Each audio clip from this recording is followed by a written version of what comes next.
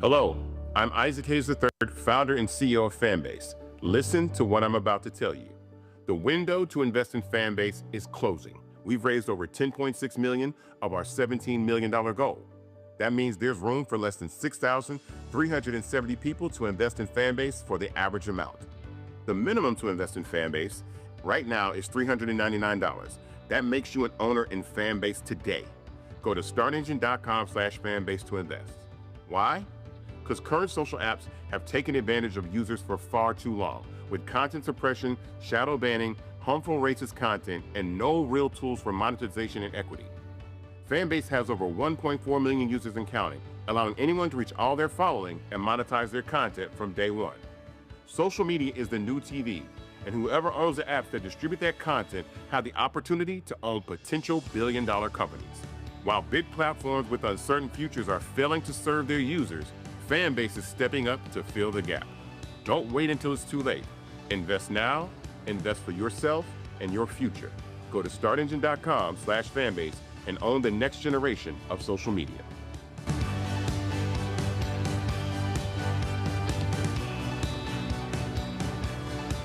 Black Star Network is here. Hold no punches. I'm real revolutionary right now. Support this man, Black Media. He makes sure that our stories are told. Thank you for being the voice of Black America, Roland. Stay black. I love y'all. All momentum we have now, we have to keep this going. The video looks phenomenal. See, there's a difference between Black Star Network and Black-owned media and something like CNN. You can't be Black-owned media and be scared. It's time to be smart. Bring your eyeballs home. You dig?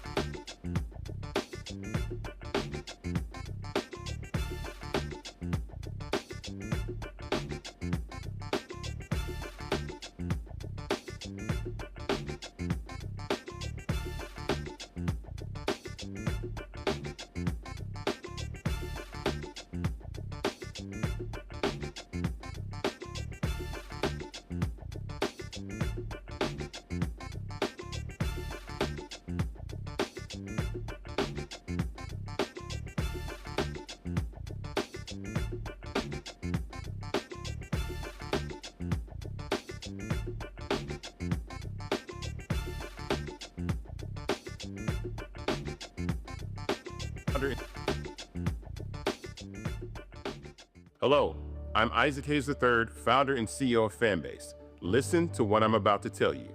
The window to invest in Fanbase is closing. We've raised over $10.6 million of our $17 million goal. That means there's room for less than 6,370 people to invest in Fanbase for the average amount. The minimum to invest in Fanbase right now is $399. That makes you an owner in Fanbase today. Go to startengine.com/fanbase to invest. Why? Because current social apps have taken advantage of users for far too long, with content suppression, shadow banning, harmful racist content, and no real tools for monetization and equity. Fanbase has over 1.4 million users and counting, allowing anyone to reach all their following and monetize their content from day one.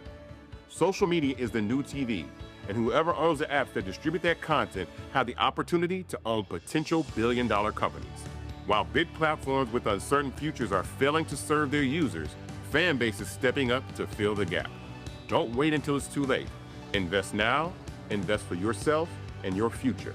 Go to startengine.com/fanbase and own the next generation of social media.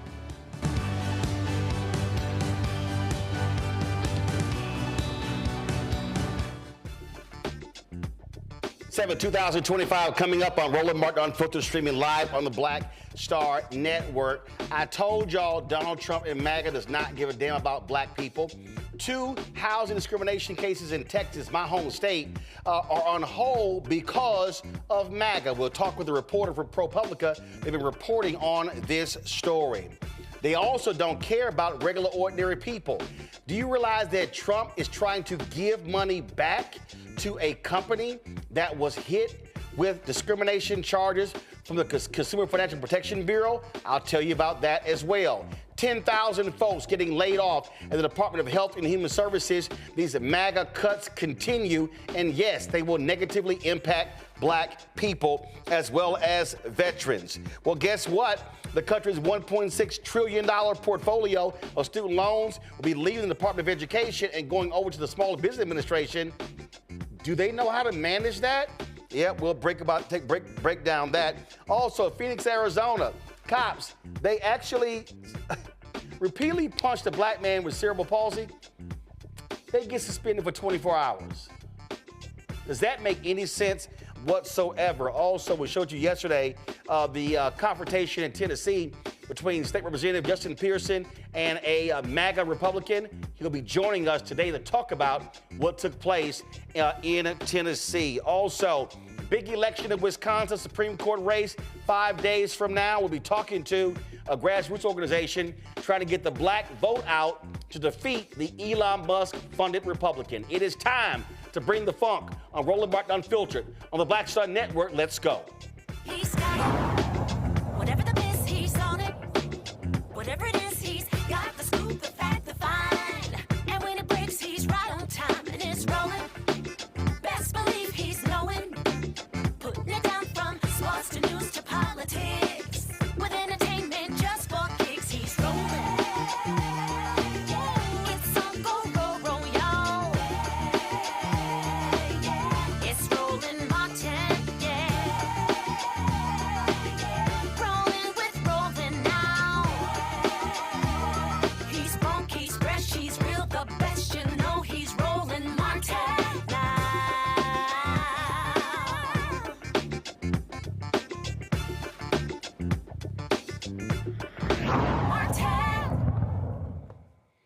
Donald Trump picks a black man to lead HUD, Scott Turner. He's actually from Texas, but all skin folk ain't kinfolk. The Department of HUD is actually dropping 2 cases of racial discrimination that have been filed in Texas. Joining us right now is Jesse Coburn, a reporter with ProPublica. They have breaking down this story. Tell us about this story, Jesse. It's titled, Federal Investigators Were Preparing 2 Texas Housing Discrimination Cases Until Trump Took Over. Yeah, and thanks for having me, Roland. So HUD for years has been mounting 2 major investigations into alleged housing discrimination in the state of Texas. One was looking at a state agency that, according to HUD, steered $1 billion in Hurricane Harvey disaster recovery money away from communities of color like Houston, Harris County, other populous communities of color that were hit really hard in the storm, and steer that money away from those places and toward whiter, more rural communities that were hit less hard during the storm.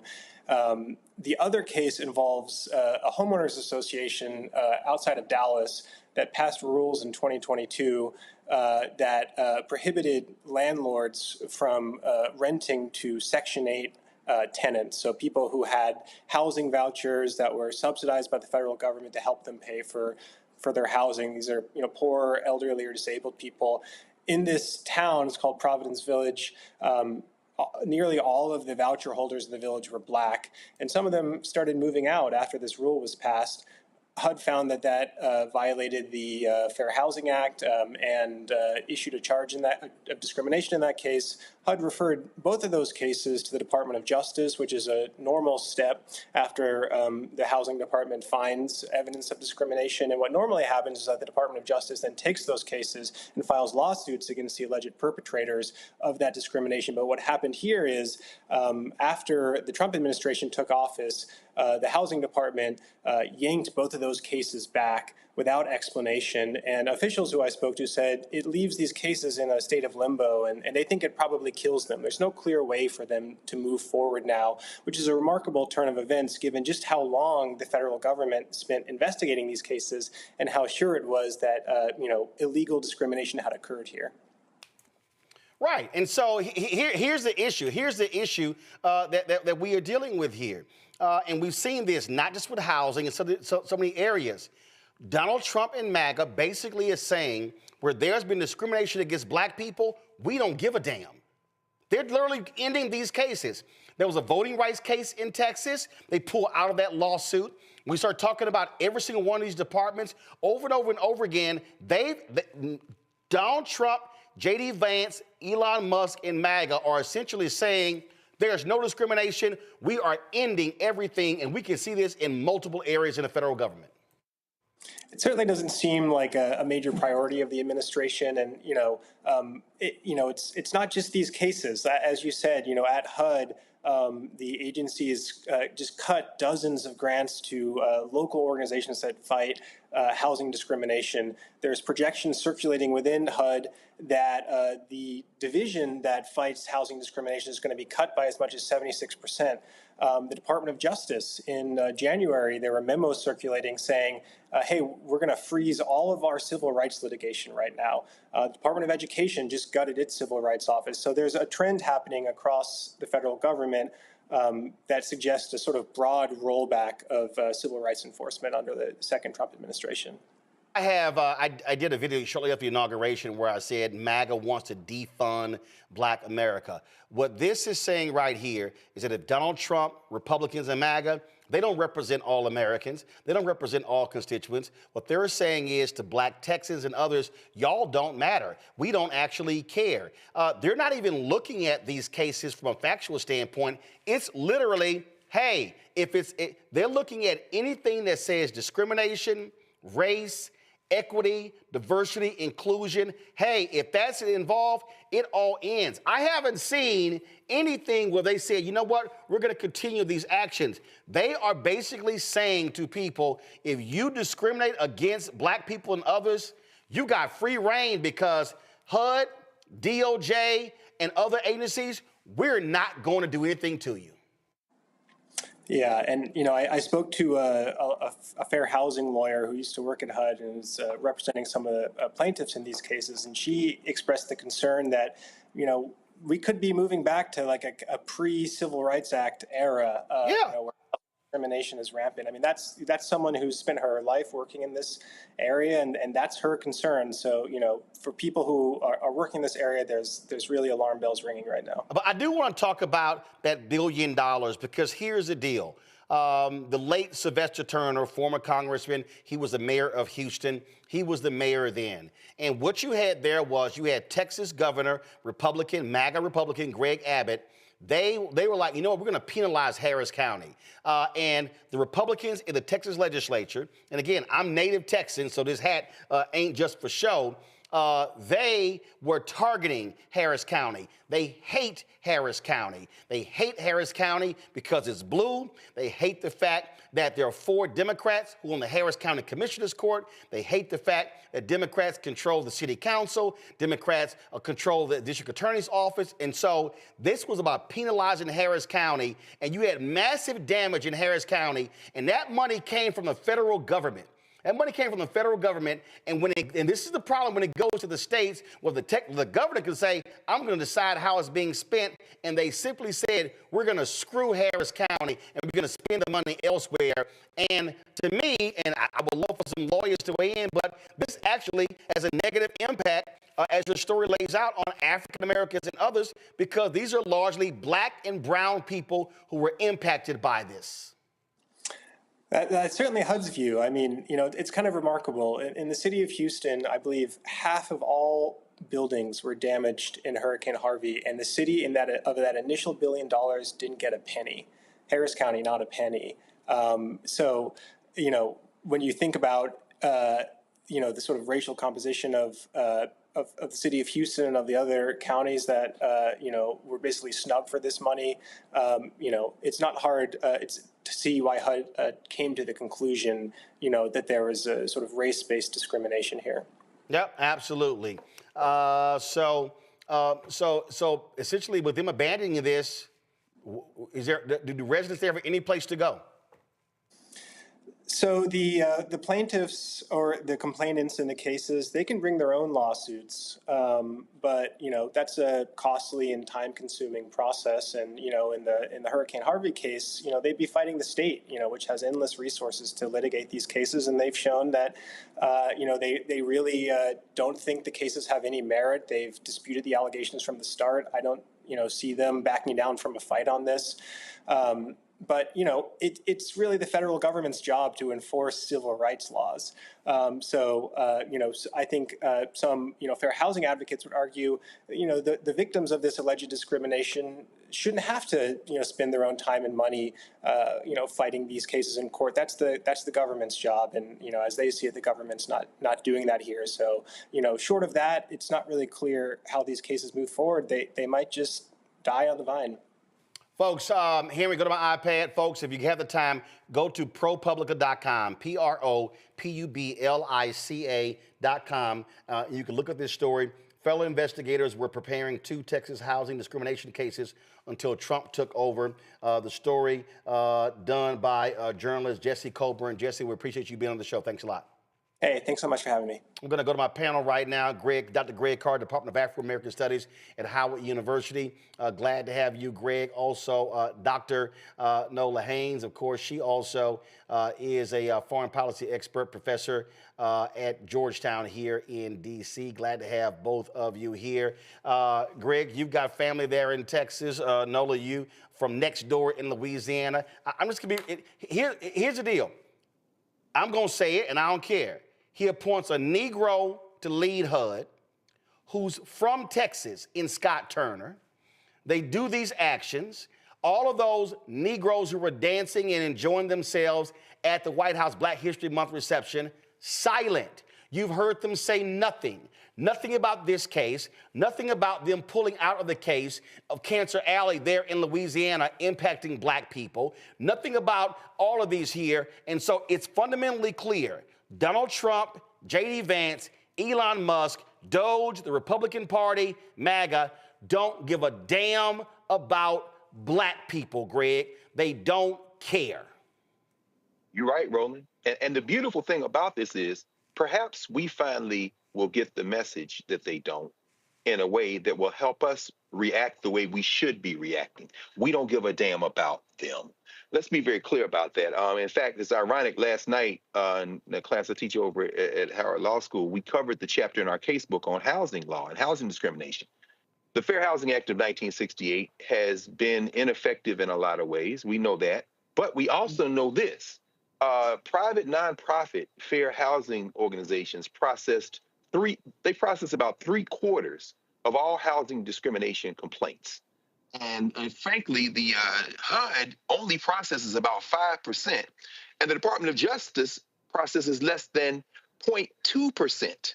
actually 0.1% of housing discrimination cases. It has always been the nonprofits. The Fair Housing Act is very important. It's still there. There's Section 1982 and 1983 of the federal U.S. Code, which stretches back to the Civil Rights Act of 1866. All of that law remains on the books. And here's where I'm going with this finally. When we look at that clown, Ben Carson, horribly miscast, of course, as the Secretary of HUD in the first Trump administration. We also know that he wrote the chapter on HUD in Project 2025. You told people for years, they showed us what they were going to do. Ben Carson wants to hollow out HUD and outsource all that stuff to private developers to get your tax money for everything from rent to subsidized Section 8, subsidized housing. All that's the thing they're putting in place. But here's the punchline. This is the moment when we step up and punch these white nationalists in the face the way we did in the 1930s and 40s with voting rights in Texas. We see the Nixon versus all right cases and all those cases, the white primaries. Our lawyers must congeal around the idea of these private, nonprofit, fair housing organizations using the Constitution, win or lose, around the 14th Amendment, around the Civil Rights Act of 1866, around the Civil Rights Act of 1964, and around the Fair Housing Act of 1968, because the federal government has never been a champion of fair housing. And that goes for both administrations. See, this is the moment right here, Nola, for me, that if you're Democrats and you're talking about regaining power, then you hit stuff like this very hard. You begin to make the argument that for all of their talk, they do not care about working class people. They don't care about regular, ordinary people. And see, Trump wants to target diversity, equity, and inclusion, wants to discuss anything with race. But this is where you say, listen up, Latinos. What Trump is saying is, they can discriminate against you and they will do nothing. You say the same thing to black people. Democrats have got to be, to me, using language where you are saying they are screwing you over. They want to take your money that was awarded to you and give it back to these folks in the Consumer Financial Protection Bureau. To me, that's the argument that you should be taking. They're going to be far more aggressive in doing that versus some of the basic language they've been using. I agree. How the Democrats decide to punch back, because that's absolutely what needs to happen. As we're talking about this, I cannot get that disgusting video of Kristi Noem out of my head. And what that signals for me, as she's standing in front of those stacked human bodies for some sort of disgusting, sick photo op, it just reminds me how much these people don't consider us to be human. It's not even about, oh, they don't care about black folks, they don't care about Latinos. Of course not. They don't think we're human. They don't, you see what I'm saying? Like the idea that they care about how we are being mistreated, that they care that overwhelmingly that their policies are specifically targeting us, they do not care. And what they are banking on is that the rest of the country won't care either, that other people will not care. Right. So I think the Democrats need to come back and stay on this issue and make the American people understand what we are up against. This is not just dismantling of the federal government, which, snatches away the future of the black middle class. This goes a lot deeper. And that's the Democratic Party needs to get down to that nugget of that thing inside of you. You know what I mean? Like that's where they need to touch deep down, because this is way beyond lengths, firing people from their jobs. Absolutely. And see, I need people to understand what's going on. I need everybody to understand what's going on here. And if y'all don't understand it, I broke it down right here. What is happening before us, Project 2025, this right here, go to my iPad, Henry. This is what Greg was referencing. This is the chapter that Ben Carson wrote on HUD. First of all, we know he didn't write it because he ain't that smart discussing housing. So let's be real clear. He put his name on it, or his name was attached, or he agreed to allow his name to be used, but he is not that smart on housing policy to write this section. This was written by white conservatives in the Heritage Foundation. But I lay out in my book, White Fear, how the browning of America is making white folks lose their minds, that the attack on civil rights and on things, not just DEI, but the attacks on, again, fighting discrimination, this is because of this. They are scared to death. And the reason, Greg, I keep saying why Democrats should not run away from this versus trying to use this non-racial language to appeal to white people, the reality is Vice President Kamala Harris did not lose because she lost white voters. In fact, the polls show, the exit polling, the data show from Black Voter Project, from pollster, from my man Terrence, and from Hit Strategies, that she got on par the number of white votes as Joe Biden did in 2020. Where she lost was there was a decrease in Black turnout, Latino turnout, and young turnout.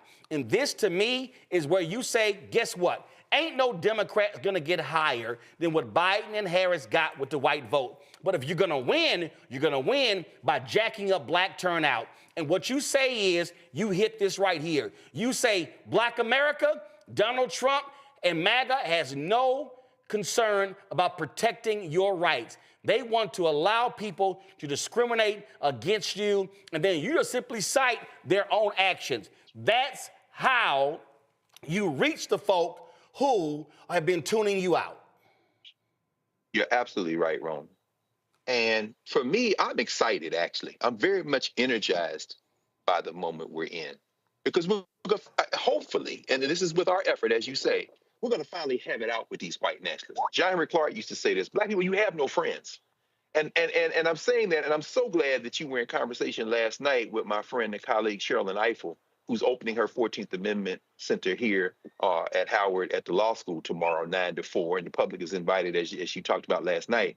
Because now is the time when we come out of the defensive crouch and we punch these white boys in the face. The dog killing Kristi Noem is standing there because, as her molten face vomited some other form of supremacy, she is desperate. It is exactly what you said. It's not white hate.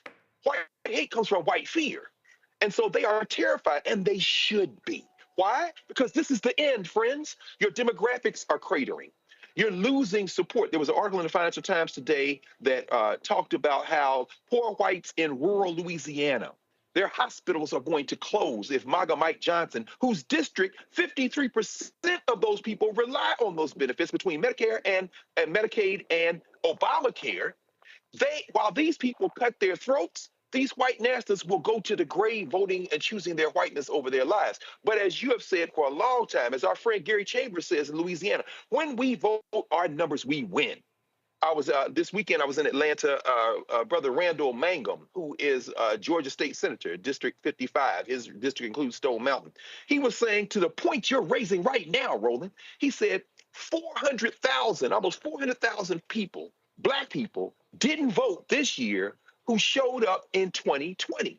And they carried Georgia by over 100,000 votes. That was enough to deliver Georgia blue 4 times almost. If we organize, if we participate, we win. And this is, last thing I'll say, this is the point you're raising, Roland, that is so critical, and it excites me to no end. Listen. These whites, stop chasing these white boys. Send James Carville back to the swamp. Send Joe and Mika back to the studio, and we roll over them like the sea. And not only will we win, history shows us we will always win when we do that. This is the time to be excited as far as I'm concerned.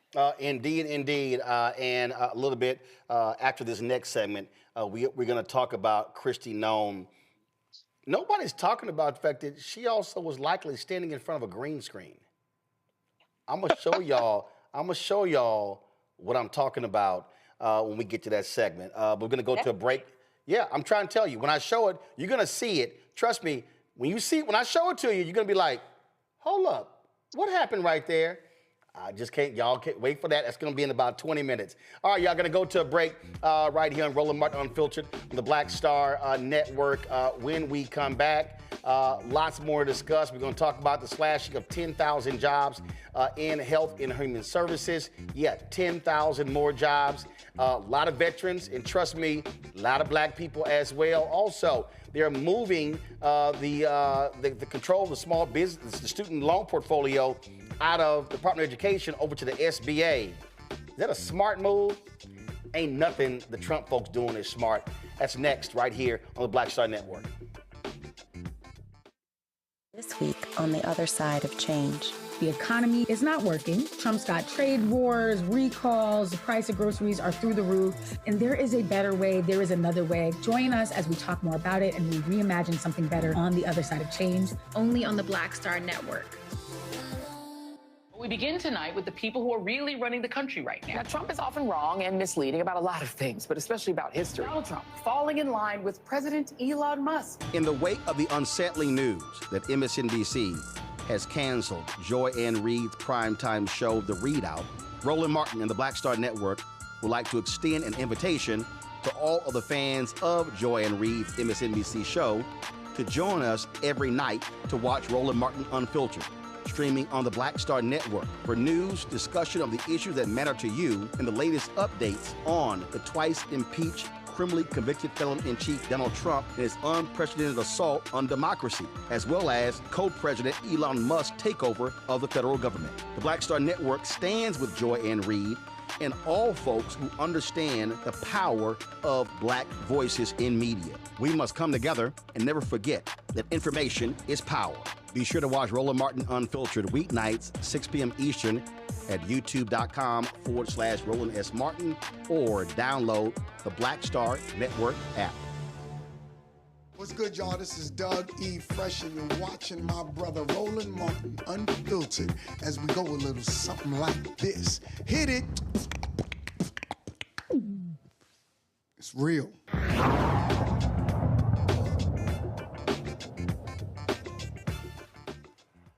If you're among the 43 million Americans with student loan debt, you will soon be making the payments of the Small Business Administration rather than the Department of Education. That's because the twice impeached, criminally convicted felon-in-chief Donald the Con Trump announced this change on March 21st. Here is that fool.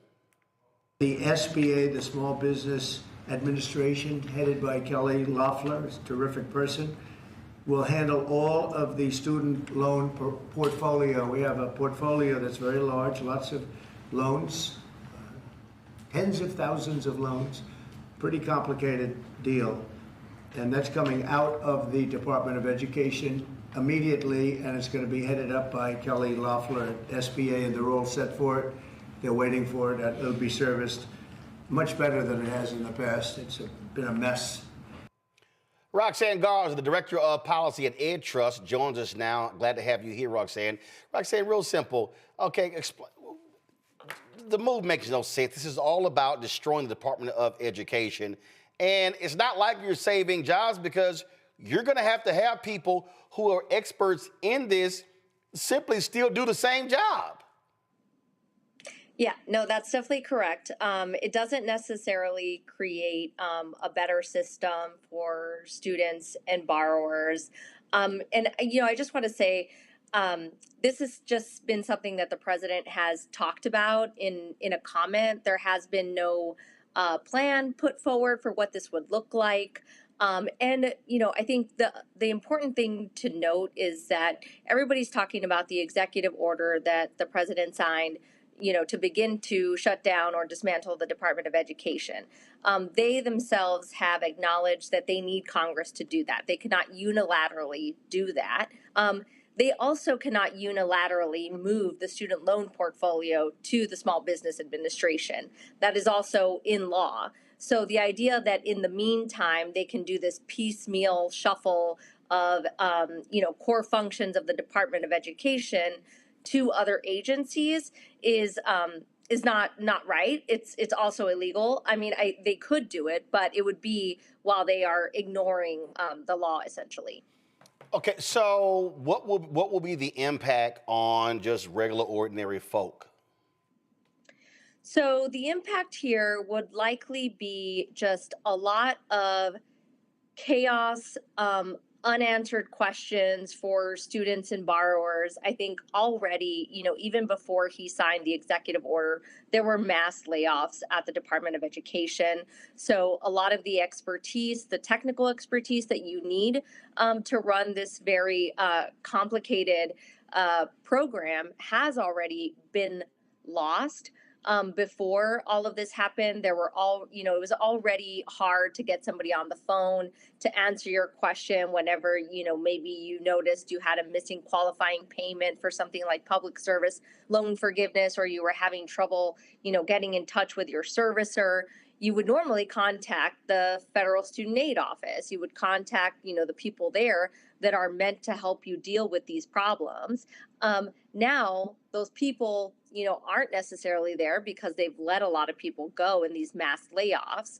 But I would imagine if they end up being able to pull this off and move the loan portfolio to the SBA, again, illegal, but if they do somehow manage to do it, there won't be people there with the expertise on student aid policy, the legal ways that you run that program to answer those questions, or even just like the customer service that students and borrowers need to help them answer their questions to navigate this complex system. So you're likely to see, long wait times, more confusion, and people just not knowing where to turn when they need help with managing their student loans. So again, to me, this is just more chaos and more disruption. That's really what the goal is. Yeah, I think that's right. I think, causing chaos, wreaking havoc. We already saw that in the last couple of weeks when the Department of Education essentially took down the applications for the income-driven repayment plan. So there was no option for folks to go online and apply for an affordable, manageable repayment plan. The department just reinstated that application, put it back online yesterday due to a legal challenge that was brought forth by the AFT, but they are not actually processing these applications yet. So again, it's already wreaking havoc on a system where borrowers are already living in limbo. They don't really know what to do. They don't really know where to turn on their questions about their student loans. And then infusing that with this conversation of, well, let's move the portfolio to another agency, the Small Business Administration, which we don't really know, why. I think more importantly, the president said, that they will do a much better job. There's been no evidence, no plan to show why they would be doing a much better job at serving, students, their families, and borrowers. All right, then. Well, listen, it's more drama. That's what they want. It makes no sense whatsoever. Anything else that our audience needs to know? I would say, if you are having trouble reaching somebody at the Department of Education or in this shuffle, if you're having trouble accessing, answers, I would reach out to your member of Congress. They have caseworker teams that are meant to help when you're having trouble with an agency. That's what they're there for. They should also know that these announcements, these executive orders are causing distress for their constituents. They're having trouble getting their questions answered. So I would definitely reach out to your member of Congress, make sure they know, tell them, why this is a bad idea, why this would be, a terrible thing to do at a time when, students and borrowers and their families, this is the last thing they need. They don't need more concern and confusion and chaos around, the payments that they need to make for their student loans. So I would definitely just make your voice heard in that process. All right. Roxanne, I appreciate it. Thanks a lot. Thank you. Folks, a little bit earlier, Greg talked about the pathetic individual who is the Director of Homeland Security, Christine Nome. Well, she was touring the prison in El Salvador wearing a $50,000 to $60,000 Rolex. And she decided to post this on social media. It said, I toured the CECOT, El Salvador's Terrorism Confinement Center. President Trump and I have a clear message to criminal illegal aliens: leave now. If you do not leave, we will hunt you down, arrest you, and you could end up in this El Salvadorian prison. And this is what she said. Here at CCOT today and visiting this facility.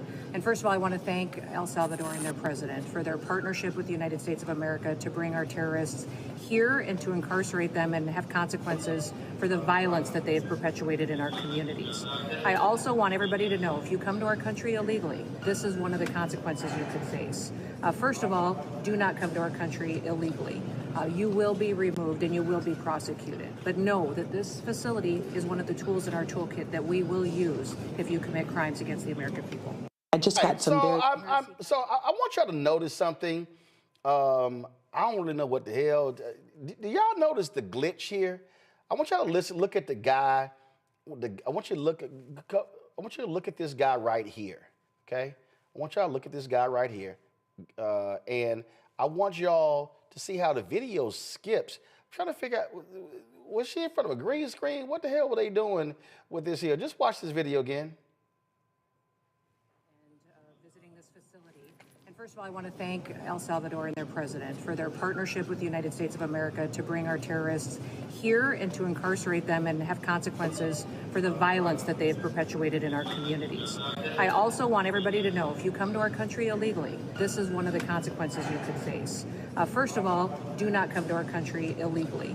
You will be removed and you will be prosecuted. But know that this facility is one of the tools in our toolkit that we will use if you commit crimes against the American people. It's like the video skipped as if it was recorded. But the bottom line, yeah, if you actually look at it, y'all, I'm trying to figure out like what, nobody does the same movement, and you can literally see in the background the guy skips.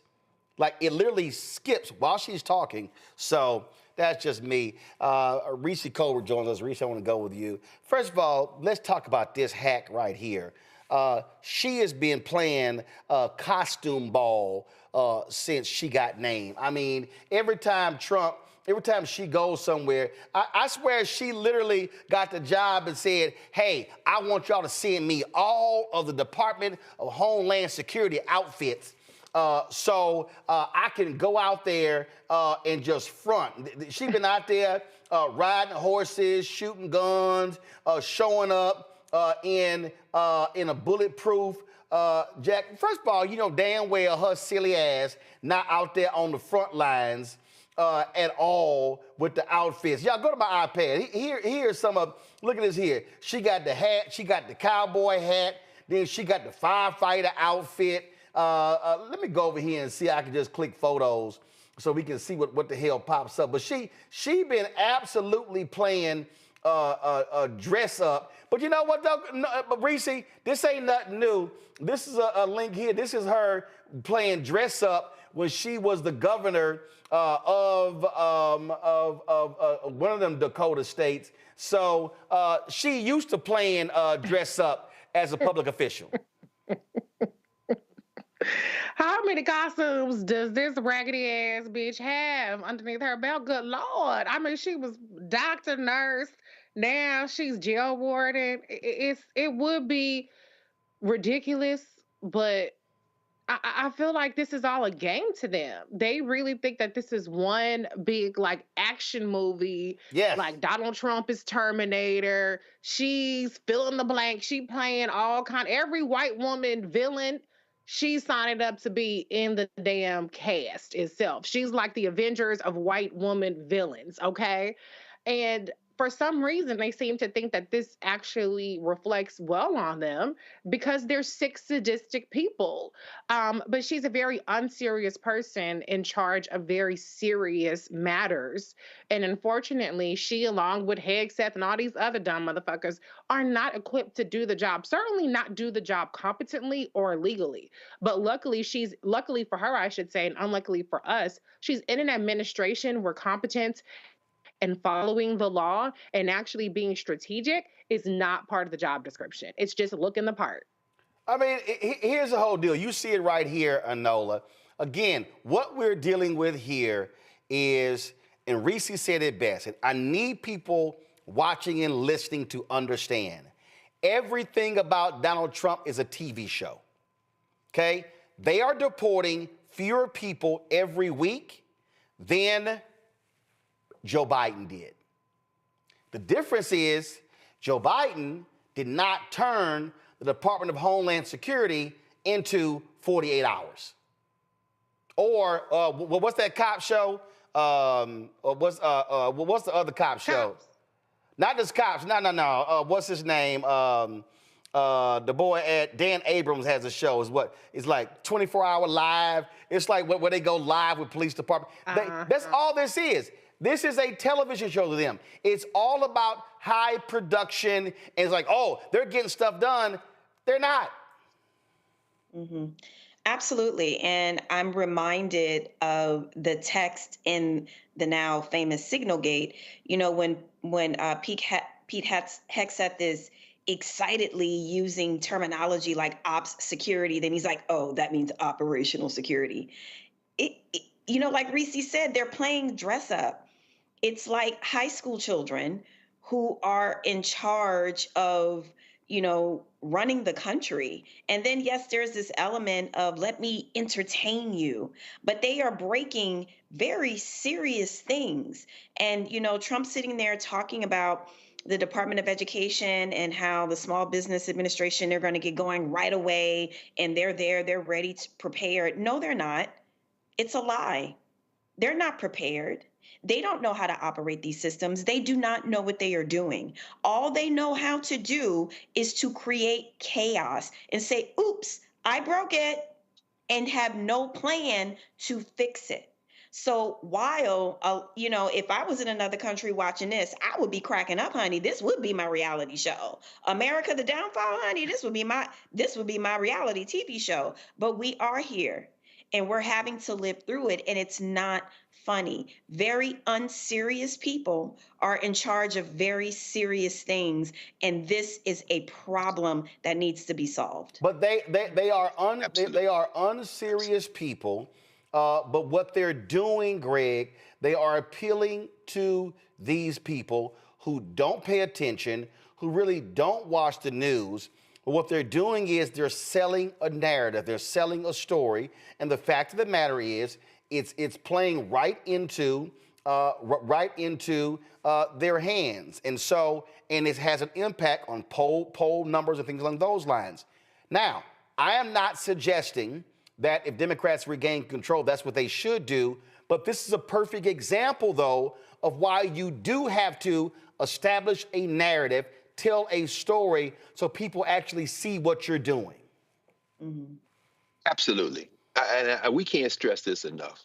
This is why the Black Star Network, as I say, you built it for a time such as this. It's not time to try to reason with these people.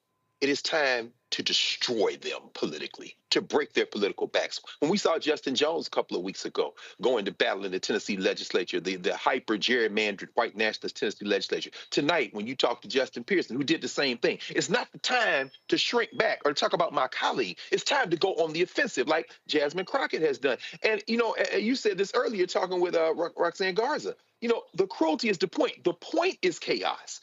They got a $4.5 trillion tax cut they're lining up. That's the thing for us to keep our eyes on if we're going to keep our eyes on anything. But all the rest of this stuff, and you just said it again, you know, he didn't staff a cabinet. He cast a cabinet.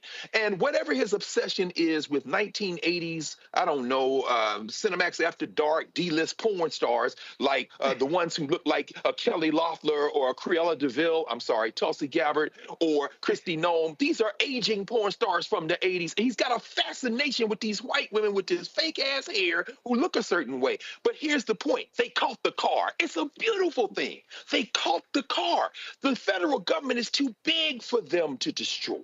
They don't have enough staff. Even in part 3 of Project 2025, where you're supposed to get all these resumes in and fill these staffers, they can't do it. The SBA that the Secretary of Wrestling ran in the first administration, you can't do it. Like Garza said, you've got to get Congress to go along with that. But guess what? MAGA Mike doesn't have the numbers. Today it was announced they had to pull Stefansik's ass out of the nomination for UN because they need the vote. What? You know what? We ain't got to put up with this long. There's a special election, 2 of them in Florida. They pulled her back from New York because it borders Canada. Her district borders Canada. They may have flipped that seat if she had gone to the special election. Let's be crystal clear. We got 20 months to deal with this. And if you change the narrative, You come to Black Star day after day, hour after hour, week after week, month after month. You organize. We understand that on their side, they've got a man whose mind is melting before our eyes. He's signing paper with crayons. They going on social media sites and apps and having group chats, in part, I think, to evade telling him anything. Look at Junior Varsity done spilled his ass. And Nola, I know you're going crazy.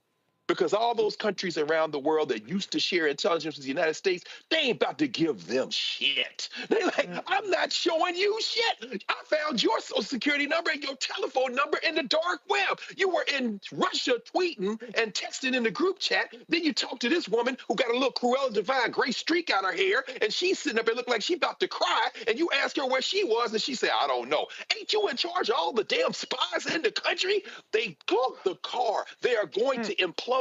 All we got to do now is organize, and we will roll over them like the sea. This is a beautiful moment if we can get our act together. Indeed. So Greg there mentioned where we're going in terms of what we're doing with this network. Let me explain to y'all how Black people get screwed by folks. It's time for our Where's Our Money segment. Did Nola speak in that last segment? He did. He's been frozen out. Facing an extinction level event. We don't fight this fight right now. You're not going to have Black-owned media. All right, folks. So I told y'all in the 6.5 years that we have done, we've launched this show and the network. I have had numerous meetings with major corporations and with ad agencies. And I'm talking about Group M, I'm talking about Dentsu, I'm talking about Publicis, I'm talking about IPG. I mean, I can go on and on and on and on and on, all of these different agencies that we've met with. And you know what many of them have told me? We don't buy news. We don't buy news. We don't buy news. I've met McDonald's. We don't buy news. I've met with JP Morgan Chase, flew to New York, all these companies. And it's amazing how folks say, we don't buy news. Well, the Financial Times dropped this story right here. And I'm going to show y'all right now. And if y'all want to understand the lies being told, it's right here. Blue chip advertisers flock to Fox News following Trump return. Viewer numbers have soared in past year, prompting many companies to return to the Murdoch-owned channel. So when you go into this Fox News has attracted 125 new blue chip advertisers since the U.S. election. And what does it say? Companies include Amazon, GE Vernova, JP Morgan Chase, Netflix, and UBS have recently aired advertisements on Fox News for the first time in the last 2 years. Jeff Collins, Fox Corp's president of ad sales, said historically after an election, networks will see ratings dip. When we saw an acceleration in ratings, we saw new advertisers coming in. Well, guess what, y'all? We've seen a dramatic increase in our numbers since the election. Haven't seen any of these companies advertise. See, I've been telling y'all, I need y'all to understand something, because some of these Simple Simon Negroes love to sit here and say, man, there you go, you big and white man for money. Well, first of all, any dumbass that says that doesn't understand the media business, because the media business is driven by advertising. Every media company, Disney, Comcast, Fox, all of them, Sinclair, run the line, Salem, all of them, iHeart, they all run on advertising. Nearly $400 billion is spent every year on advertising. Black-owned media gets anywhere from 0.5 to 1% of the advertising money. Now, I've talked about this stuff in the last 6 years. And what happens is whenever I bring this up, it's amazing how it doesn't get much traction. Folk don't click the like button. They don't hit the button on YouTube, all that sort of stuff like this. But if I post some bullshit, oh my goodness, it's amazing how it takes off. But this right here, this story right here is primarily why black-owned media doesn't grow. In 2018, former Fox host Tucker Carlson's on-air comments about immigrants making the U.S. poorer and dirtier spurred big brands such as T-Mobile to pull ads from its program. T-Mobile ain't never advertised on here, even though I sit their ads $480 this month for the goddamn cell phone bill. So I spend more money on T-Mobile than they spend here. So what I'm trying to lay out to y'all is this story right here. Not a single one of these brands, not a single one of these companies and not a single one of their agencies can then tell me, oh no, we don't buy news. We don't buy news. Well, if y'all don't do opinion, why y'all buying Fox News? And I don't want to hear this nonsense, well, Fox News has news shows. No, they don't. Fox and Friends ain't a news show. Bill Hemmer and Dana Perino ain't a news show. The Five is not a news show. Fox News, 24 hours, 7 days a week, is a propaganda network. But these companies will spend millions of dollars with them. Greg, I know you got to go at the top, but I want to go ahead and go to you first. This is precisely what I have been saying. This is how right-wing media and mainstream white media is funded. The reality is this here. If you take MSNBC, CNN, and Fox News, those three networks combined do in excess of $2.5 to $3 billion, not in revenue, in profit. In profit. And this is why we can't have more shows, bigger shows, more hosts, do marketing, have more writers, because they will tell us, and I have been in the meetings, and I'm going to say it again, Publicists, how much have we gotten? Zero. Group M, even when they had a black CEO, got zero. Horizon, zero. OMD, zero. Dentsu, zero. And by the way, the General Motors money we got was not because of Dentsu. That was because I negotiated directly with General Motors. But this is an example of how they lie to us. We don't buy news, but they will pour money into a Fox News. Absolutely, because they know they're soft white nationalists and they are protecting whiteness, and they know whiteness is always going to be there for them. But I had to say this to you, Roland, and I'm glad they say I didn't step out for a second, but I want to say this here for everybody can hear. You know, like I said, I was in Atlanta this weekend. I was over at Morehouse, and then I did something for the Howard University alumni, raising money for students because the tuition is too damn high everywhere, including this campus. And I took the MARTA. I took the train. I like to ride public transit. I get around. I ran into no fewer, probably 5 or 6 different people who were like, tell Roland, keep doing what you're doing. Keep fighting, brother. Keep fighting. Same thing when I was in Montgomery week before last with Fred Gray at the Fred Gray Symposium. The same thing. I'm saying all that to say this. When Carter G. Woodson couldn't get the grants from the white foundations, he got a little bit of money here, a little bit of money there. And finally he said, you know what am I doing? They don't fund this kind of thing. Those institutions that you have gone to time and again and will continue to fight, they fund whiteness. Woodson said, they're not going to fund me, and I don't want them to fund me. His independence, the Association for the Study of African-American Life and History, was based on nickels and dimes for school children, from black educators, from black churches, from black folk who gave money. And that institution continues to this day. There is no Black History Month without Asala, and there's no Asala without the black community. I'm saying this, all that to say this, Roland. As you continue to wage this war, I saw something you put on social media, I just saw it, where you said, oh, y'all want to stop all the DEI at Michigan? If those black players stop playing, I bet you run back. Watch this, y'all. We are at a moment when everybody's true colors are being revealed. And as this thing continues to catch momentum, all those years you have spent since you built the Black Star Network, on the road with the Roll-O-Mobile, helping organize, having forums, all the places you show up, live streaming, everything from the Celebration Bowl to town halls and forums, all that stuff begins to pay off as people look for a place to come. We saw what happened to Joy Reid. We saw what happened to Tiffany Cross and everybody else on these other spaces. But guess what? This ain't that.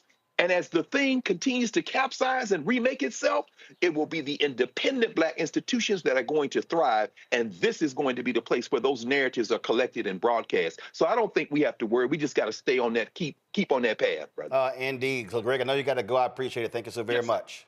Love you, man. See y'all later. I'm going to go to you, Nola. Go back to my iPad, Henry. It says consumer goods, first of all, it says from 2018 to through 2020, some advertisers had a, quote, no air list of Fox News programs they wanted to avoid. According to a person close to the company, these tended to be opinion shows, such as Tucker Carlson's nightly program, the person added. Consumer goods company Procter & Gamble, one of the largest advertisers in the United States, stopped running ads during Carlson's nightly show, but returned to that slot in 2023 after he was ousted from Fox. P&G said its ads appear on a wide range of media that deliver a breadth of content. We constantly monitor advertising placement to ensure the media companies from which we buy ads meet these standards and address any potential issues directly with the appropriate parties. Now, a couple of years ago, we actually had a partnership with Procter & Gamble. We advertised we actually broadcast from the Cincinnati Music Festival, covered the event down there. Haven't done anything since, even though we deliver the numbers. And I remember the CMO of Procter & Gamble at a conference of Black radio executives actually said that what we did was a great way of delivering value. Mark Pritchard, here's the problem. They ain't spent $1 with us since. Now, we've had meetings, but I keep telling these companies and these agencies, I can't deposit meetings. And at those meetings, I'm the only one in that meeting not getting paid. They getting paid to be in the meeting, not me. Listen, people will pick your brain to death, honey, and not pay you a dime. But I'm glad we're having this conversation, especially as new media seems to be all the buzz and everybody's using that terminology. You know, I loved everything that Greg said, and I am going to invoke his prophetic voice, and speaking life into this is where people will come. This is where people will come to get their information, their news. This is where people will come to be in community. And so I'm going to speak that life into that. But, this is a really important point as people are trying to think about, I'm part of a group called Persist, and still in the messaging world. I can tell you from Persist and all over the place in the national security community, so many conversations are being had about, okay, how do we do this new media thing?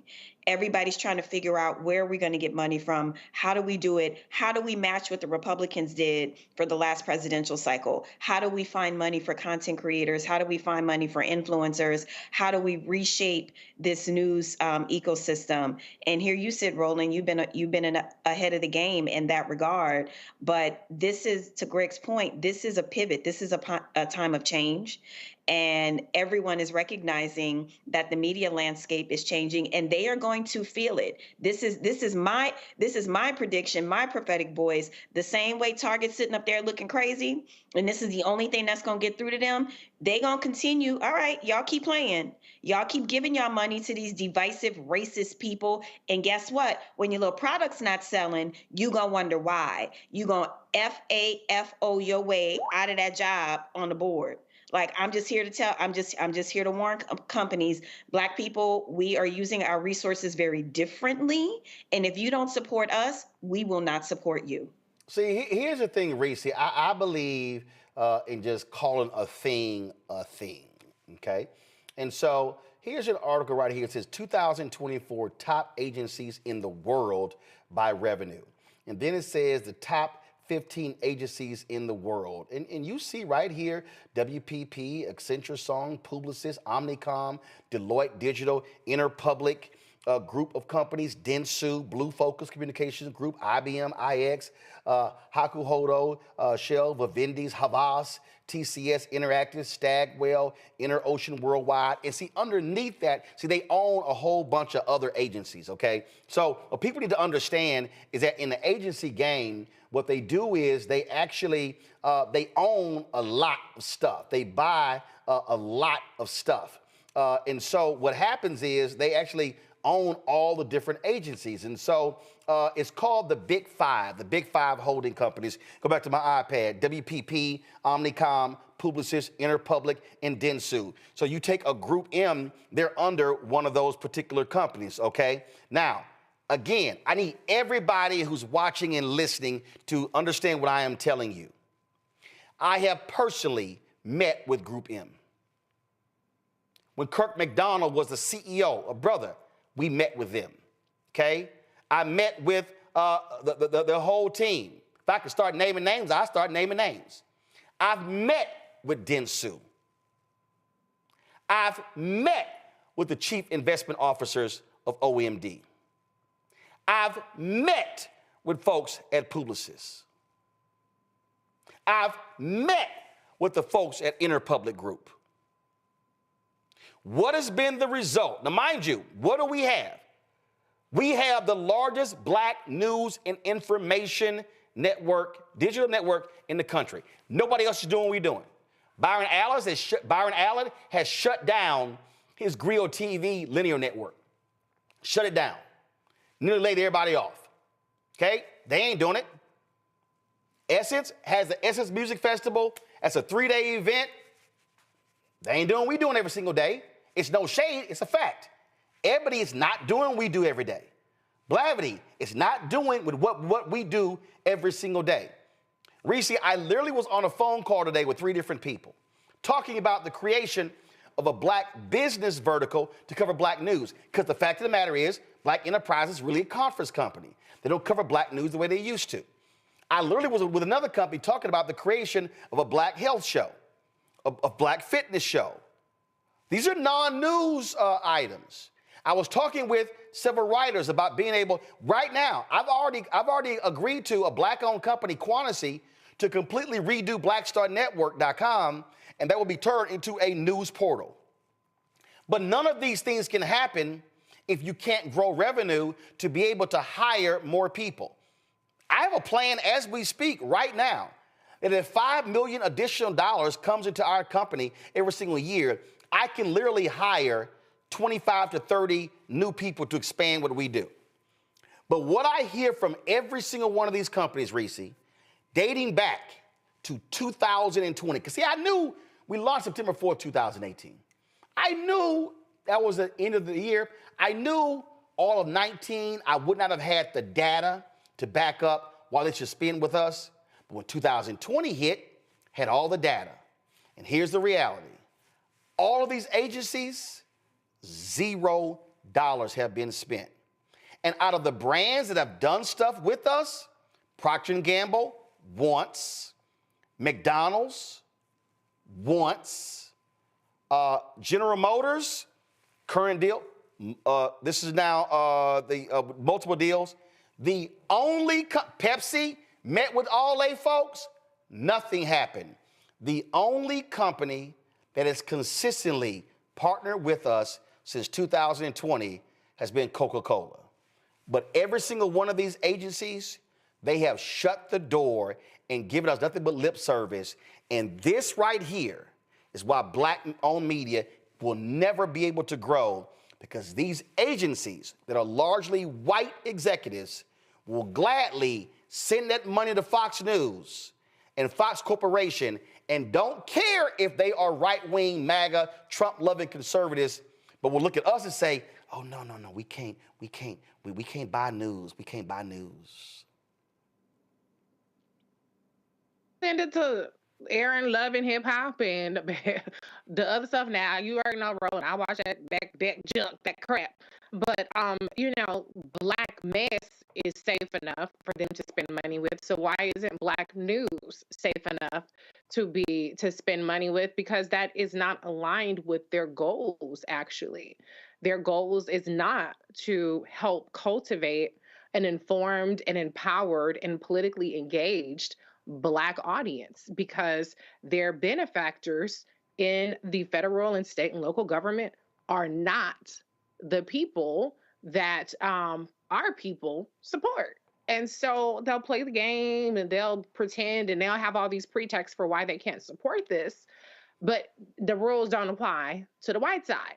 But this is a prime example of why it irks my soul when you hear Democrats like Gavin Newsom talk about how, well, we need to sit down and we need to have a conversation with a Steve Bannon or a Charlie Kirk because they figured out something that we haven't figured out. What they have figured out, the only thing that these white boys have figured out is how to get, I won't even say figure out, but what they have working for them is that they are heavily funded. When you have $100 million behind you, hell yeah, a lot of people are going to listen. It's not that they are organically bigger. It's not that they have better ideas, that they're more articulate, that they're more compelling, that they're more convincing. It's that they have the money behind them. Point blank and the period. That is the only difference between why the Republicans have an information ecosystem, a disinformation ecosystem, why they have the massive numbers on their side is because they pay for it. And Democrats and people of conscience still want to rely on the goodness of all of our hearts to do this work, to not compensate people, to give people talking points, but again, not give them the resources to actually get their message across. It's that everybody thinks that we're just supposed to be bleeding hearts for this, when this is a business. And it only seems to be a problem to be a business when Black people are involved, but it's not a problem to be in business when you're talking about white people and racist ideologies. Then all of a sudden, that ain't a problem. Ain't a problem for them to get paid, ain't a problem for them to get money. And that's the disconnect that we have to figure out.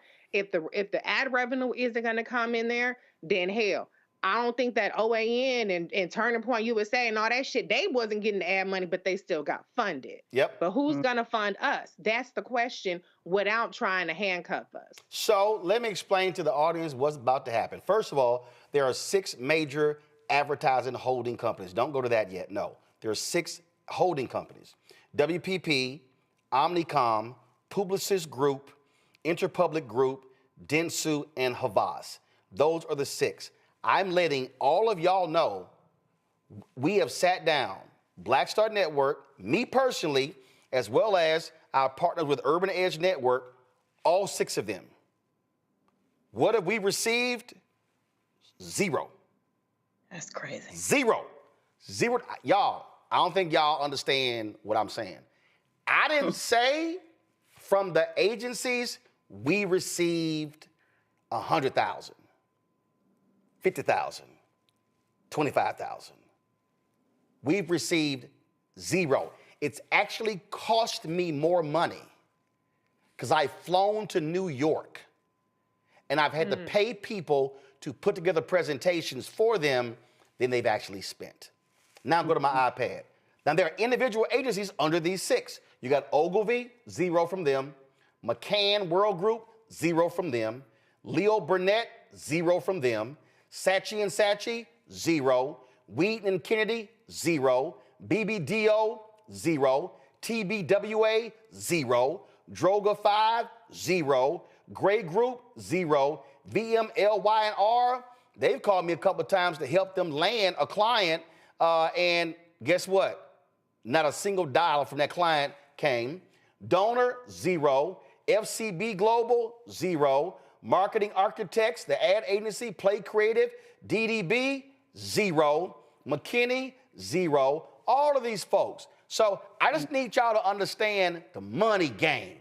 I need y'all to understand why Ebony went through all of his drama when John H. Johnson died, because Ebony was getting $20,000 for a full-page ad when Esquire, a smaller magazine, was getting $200,000 for a full-page ad. All y'all out there, I heard all y'all Negroes, y'all remember Bob Johnson, Sheila Johnson, they sold out.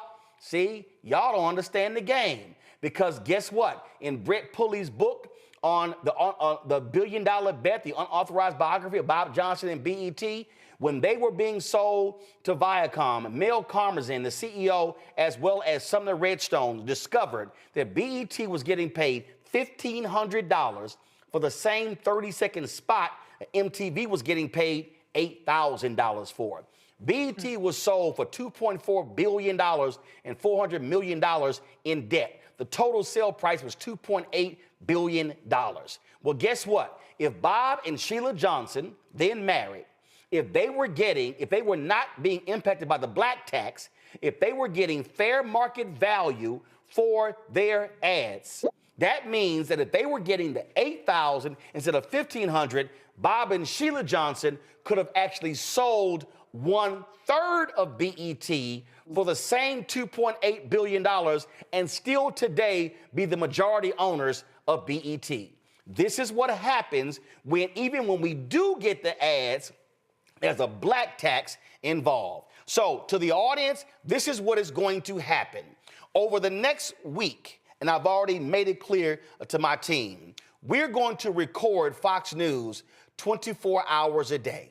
And we're going to record every program on Fox. And we're going to write down every single blue chip advertiser that runs ads on Fox. I ain't talking about them 1-800 commercials, because that ain't what I'm talking about. And what we're then going to do is we're going to contact every single one of those blue chip advertisers, and we're going to ask them and their agencies, we have a question. We noticed that you buy Fox News. What black-owned news brands do you also buy? And I'm going to be waiting for them to say, we don't buy any news. And then what I'm going to do, I'm going to come on this show and go on social media and tell all of you what every single one of those brands and what every single one of those agencies said. Because if you are a brand, JP Morgan Chase, UBS, Amazon, and others, if you are putting your money on Fox News, then you should have no problem putting your money on black news and information, black-owned news and information. So, to all the agencies and all the brands, do understand, I have hereby served notice. We are watching, and we are going to tell our audience exactly who you support with your ad dollars, and ask the question, are black people not good enough for your ad dollars as well? I'll be right back. Next on the Black Table with me, Greg Carr. Succession. We're hearing that word pop up a lot these days as our country continues to fracture and divide. But did you know that idea, essentially a breaking up of the USA, has been part of the public debate since long before and long after the Civil War, right up to today? On our next show, you'll meet Richard Crichton, the author of this book, who says breaking up this great experiment called America might not be such a bad thing. That's on the next Black Table, right here on the Black Star Network. Hey, yo, what's up? It's Mr. Dalvin right here. What's up? This is KC. Sitting here representing the JODECI, that's Jodeci, right here on Roland Martin Unfiltered.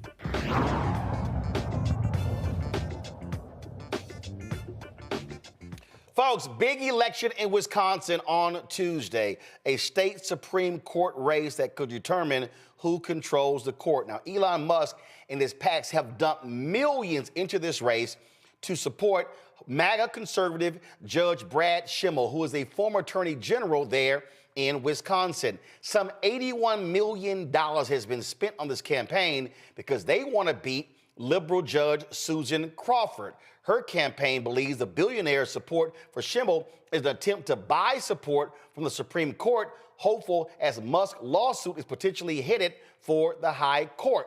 A lot of folks have been activated there, including Souls to the Polls. And we're joined right now by Reverend Greg Lewis, Executive Director of Souls at the Polls, joining us from Milwaukee. Greg, glad to have you here. And so what have y'all been doing trying to get black folks to maximize their power and not ignore this crucial race? It's not the only race on the ballot, but this determines who controls the state highest court. You know, Mr. Martin, I'm so glad to be here with you because, you know, we've been doing everything we can because this thing has gotten so far out of control and it's frustrating so many people. We got to do all we can. I mean, we got buses to the polls, brunches with faith leaders and community leaders, yard signs, billboards, caps, hoodies, T-shirts, pins, bracelets, posters everywhere, yard signs, canvassing, radio, social media. We just doing everything we can because there's so much at stake. Medicare, Medicaid, Social Security, veterans issues, infant mortality here in Milwaukee, just about everything. And then for the poor working folks of our state, we got workers' rights, Act 10, collective bargaining for workers, housing, healthcare, education, job training, and all these things are on the line. But I just don't I don't believe people are paying attention. And so we just have to keep it moving, keep just telling people how important this is for them to go to the polls, and we really push absentee ballots, early voting, and now we're getting towards the end, and we got to push people to the polls on April 1st. And you know, the thing about April in Wisconsin is that, man, we're gonna have a snowstorm, so we really push people to vote early. But we're doing everything we can just to make sure that people know there's an election, because I talk to a lot of people and I say, man, so now make sure you go vote on April 1st. It's, well, what they voting for? I'm like, what? You know, we have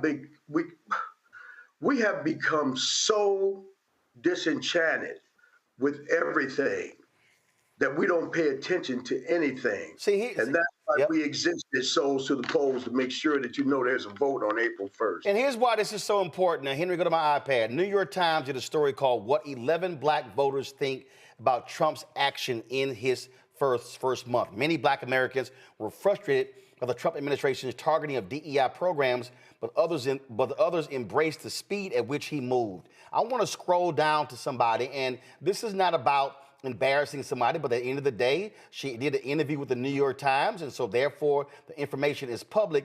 And Greg, this bothered the hell out of me, brother, when I saw this.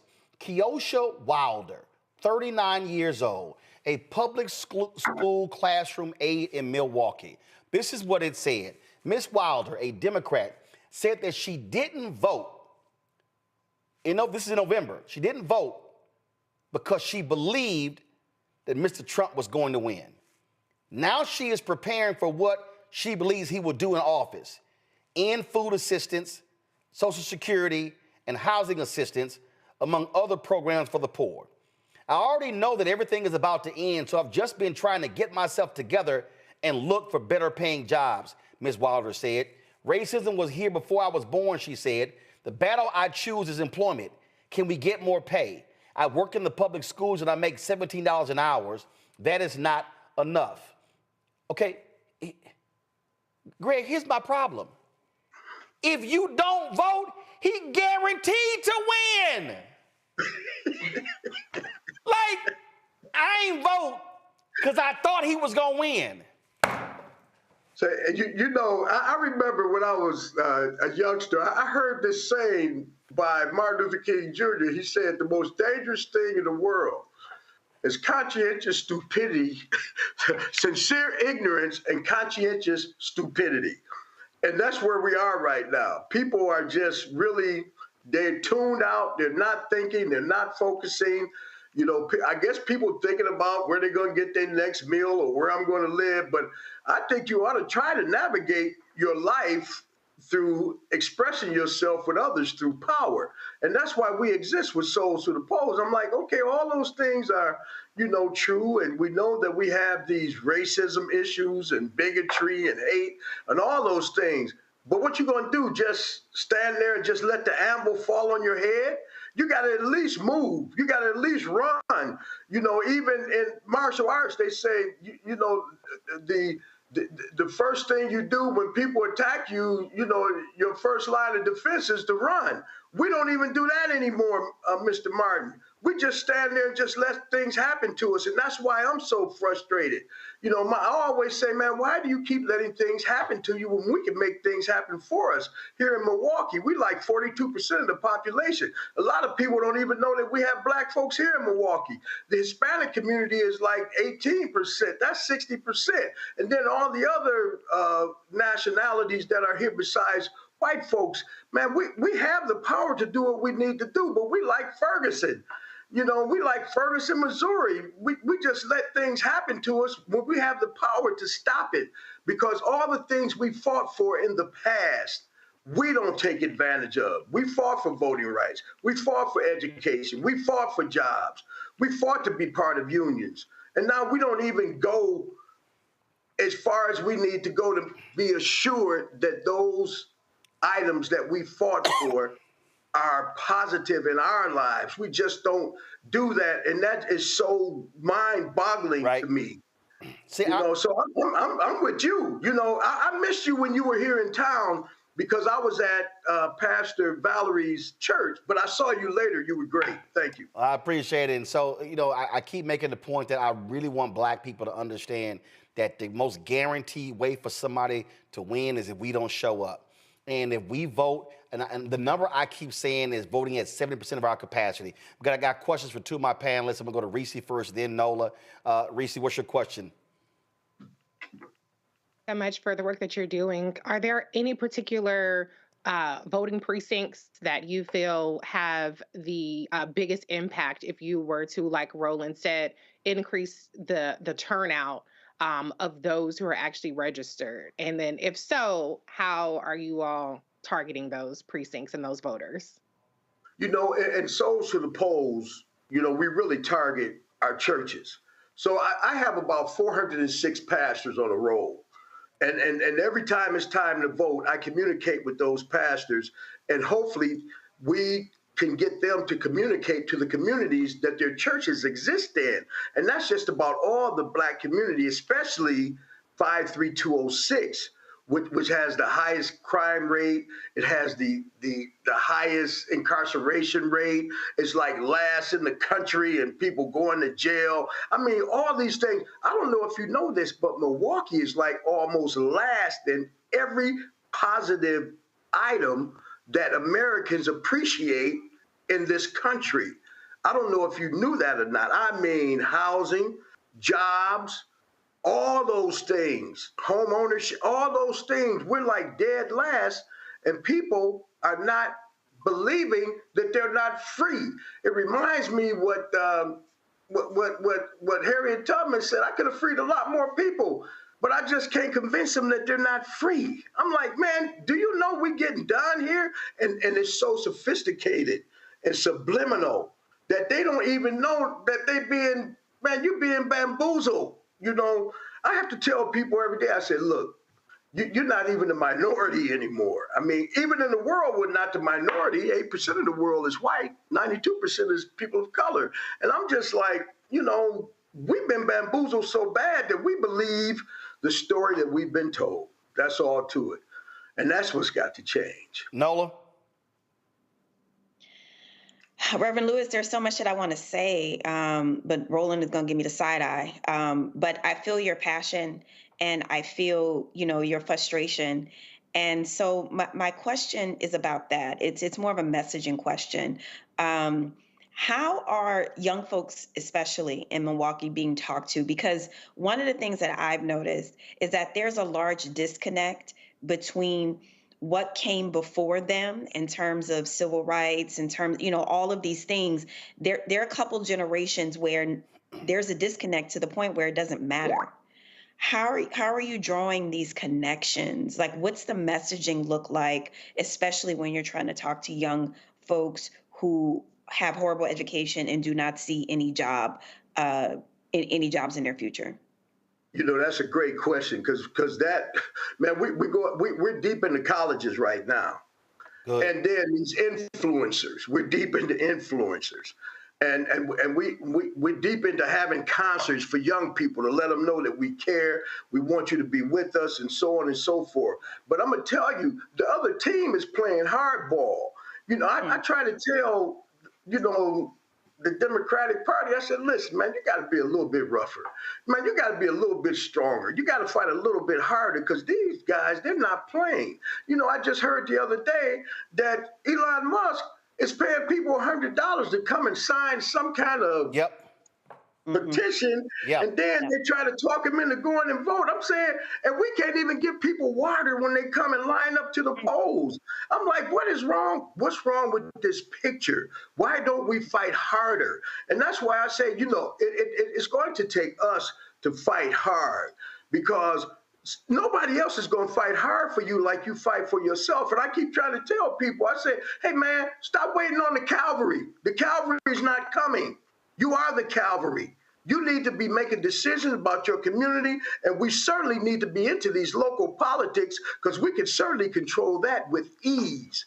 But we are so bent on believing that we have no power. Right. And that's why we exist. We just keep telling people you do have power, and we proved it over and over again. How you think we got the other Supreme Court judges? How do you think that we got the governor who they said couldn't be beat? How do you think that happened? That was because we expressed ourselves in times when we were really needed. And that is so important because I'm going to tell you something. And listen to this. You know, we always have to deal with our enemies, but we have to deal with our friends also. When Mandela Barnes ran for senator, 30,000 Democrats voted for Senator Johnson. But lost by about 30,000 because 30,000 Democrats voted for. Actually, even worse. That was a 50,000 voter drop off. That was a 50,000. Look, I know it well. It was a 50,000 voter drop off in Milwaukee alone from the previous election, and he lost by 30,000 votes. Right. The point that you made about Elon Musk, go to my iPad, Henry. Elon Musk has given $1 million to a person in Green Bay who signed a petition opposing activist judges. He's paying people $100 to sign this petition. So here's the whole deal. And this I need every black person in Milwaukee and Wisconsin who hears my voice to understand. Elon Musk may be doling out $100 and $1 million, but guess what? He's not a resident of Wisconsin. He does not have a vote. And so if black people, maximize our vote in Milwaukee and Wisconsin, guess what? That Republican can lose. And we know what that means. And the facts are already there. Democrats, when that woman won last year by 11 points, when they got on the court, they changed partisan gerrymandering. They dealt with ballot drop boxes. They restored powers to the governor that people voted for. And so I need black people to understand. And see, some of y'all Simple Simons, this ain't about shilling for Democrats. It's saying who stands with folk who are going to advance an agenda that black folks support. Earlier, Greg, you may have missed the top of the show that the Trump MAGA folks stopped a racial discrimination lawsuit in Texas where Texas was discriminating against black folks and others when it came to federal funds. MAGA comes in and they pull it and the case is going to be over. And so this is about advocating for black interests, and you got to say one of these folks are going to win. So this is real simple. Y'all put the photos up of the candidates. Everybody black in Wisconsin and Milwaukee, did you hear my voice? That guy on the right, Brad Schimmel, that's who Elon Musk has put $17 million behind. He is not supporting the woman on the left. I can say it, Milwaukee, Wisconsin, you vote for Susan Crawford over Brad Schimmel. Greg, as simple as that. Y'all keep up the good work. We're going to keep pushing this thing. We're going to have another group on the show on Monday because that election on Tuesday is too damn important. And so, y'all, Souls in the Polls there, Souls in the Polls in Milwaukee. This is how you can access their social media on Twitter. I don't call it X, Instagram, TikTok, their website, Facebook as well. Greg, we appreciate it. Thanks a lot. Keep up the good work. Thank you, Doc. Folks, y'all want to understand how you confront power. This is what happened yesterday in Tennessee. You had a white Republican who had the audacity, the unmitigated gall, to insult Tennessee State Representative Justin Pearson. Pearson was up talking about a particular bill, and you have this Republican who dared then to challenge him by saying, well, we've been here, where have y'all been? Roll a video, please. You've been here, we've been here working, where have you been? Well, that set Representative Pearson off because he had been dealing with the tragic death of his brother. And at the end of the meeting, Pearson wanted to get in homeboy's face. Well, Representative Pearson joins us right now on Roland Martin Unfiltered.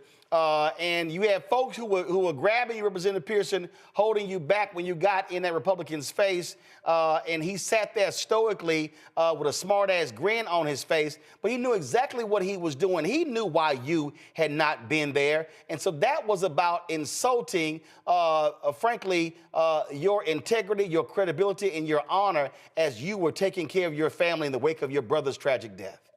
Absolutely. The vitriol that's coming from Republicans in the state of Tennessee, like Andrew Farmer, and across this country, is doing nothing but seeking to destroy, denigrate, and divide people. And it was very hurtful and harmful what he was saying, because the truth is my fiance was watching that video, my mama was watching it, my daddy was watching it, my other brothers were watching it, our entire community was watching him really try and be, not try, but be vitriolic toward me after the tragic loss that we have suffered. That's been the most painful, most difficult time of our entire lives. And so, yes, I went to approach him and to let him know that that's unacceptable. And we cannot allow what's happening with Trump and Musk and their attitudes and the way that they're treating people and exiling and trying to silence voices and bully people become the norm. I refuse to allow it to happen, and that attack to happen on my brother, God rest his soul, Tim Pearson, but also to my family, to my community that I love, appreciate, and serve. And we all have a responsibility of standing up and speaking up when we see people doing things that are hurtful and that are harmful, particularly when we're talking about sensitive issues such as homicide, such as suicide. And the legislation that I was bringing forward was intended to repeal permitless carry, which we have in our state. And since we passed that law, we've seen an increase in homicides. We've seen an increase in suicides. We've seen an increase of the very problem that we are now dealing with and grappling with as a family that has shattered so many families across our state and across our country. But instead of talking about the legislation and the work that we needed to do, he wanted to have a personal ad hominem attack against me. And it's a personal thing that he has. I don't know what. He's the same guy who had the resolution to expel me 2 years ago. And I didn't even know what he looked like at that time or where he represented. And so he's got something personal. But the reality is we've got a real problem that we've got to solve that is hurting black families and hurting families across this country every single day. This is a freeze frame of that arrogant individual sitting there with his smug look on his face. And at least the chair of the committee had the decency. And guys, rack that up. The chair of the committee had the decency after this guy attacked you to talk respectfully and as what you dealt with. And I don't know if the person who spoke is Democrat or Republican. Y'all, Republican. This is what so just play what he said. This is how you handle that. Go ahead and play it, guys. Previous question has been called on the bill. We have objection. Okay. We are now voting on previous question. All those in favor of previous question, say aye. Aye. Those opposed? No. And the other people who died. And when after this idiot, Andrew Farmer, continued his attack on you. And guys, go to my iPad. This is Chairman Clay Doggett. Representatives, Mr. Representatives, I know this is a very difficult time for you to be back up here. I'm sorry for all the things that you've experienced. You've been a great uncle. You've done the things that you were supposed to do to help your family. I understand that. If I was in the same situation you were in, I would be doing the same thing. I understand that. Okay, I know tensions are high up here today. Disrespect is high, Chairman. It is.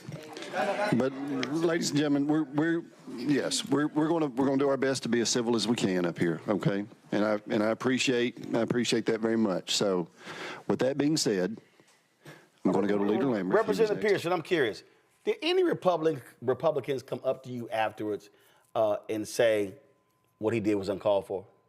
I mean, a couple of them were appalled by his actions. And I don't know if he knows this, but several Republicans also have dealt with the loss of loved ones in their own family by suicide. And so many have texted me and came to me and apologized. And the reality is, when we're dealing with something like gun violence, when we're talking about issues that you talk about on the show all the time, economic justice, social justice, racial justice, is not just a black person's issue. We're talking about something that's good for everybody.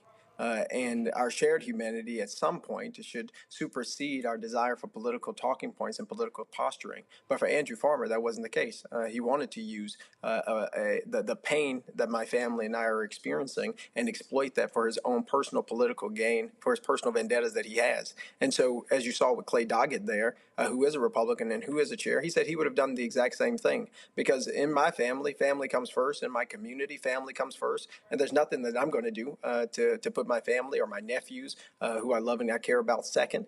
My parents, like, we have a responsibility to care for our loved ones, particularly at times of grief. And the truth is, people deserve more time to grieve. I even brought up legislation to make sure that everybody who works in government at least has 2 months of bereavement time. Because when you have such a tragic loss that is literally altering the course of your family's life and your own life, you need more time to not only process that change, but make sure that the necessary systems are in place to help your family to operate and to be able to do the things that they need to do to continue to move forward. Andrew Farmer has a problem. But it is not a problem that is just in and of himself. Again, this comes from this Trump-Musk ideology that the more you berate people, the more evil you are, the meaner you are, somehow that is a good thing. And we have to change that with a new true revolution of values that prioritize the people who are suffering, prioritize the people who are grieving, prioritize the people who are hurting, and make legislation and policy to address those needs, to address that pain, not to denigrate and degrade folks. And you know what? I've had some people go, but I don't understand why they can't, why Pearson and why Jones, why they always going off. And let's be real clear.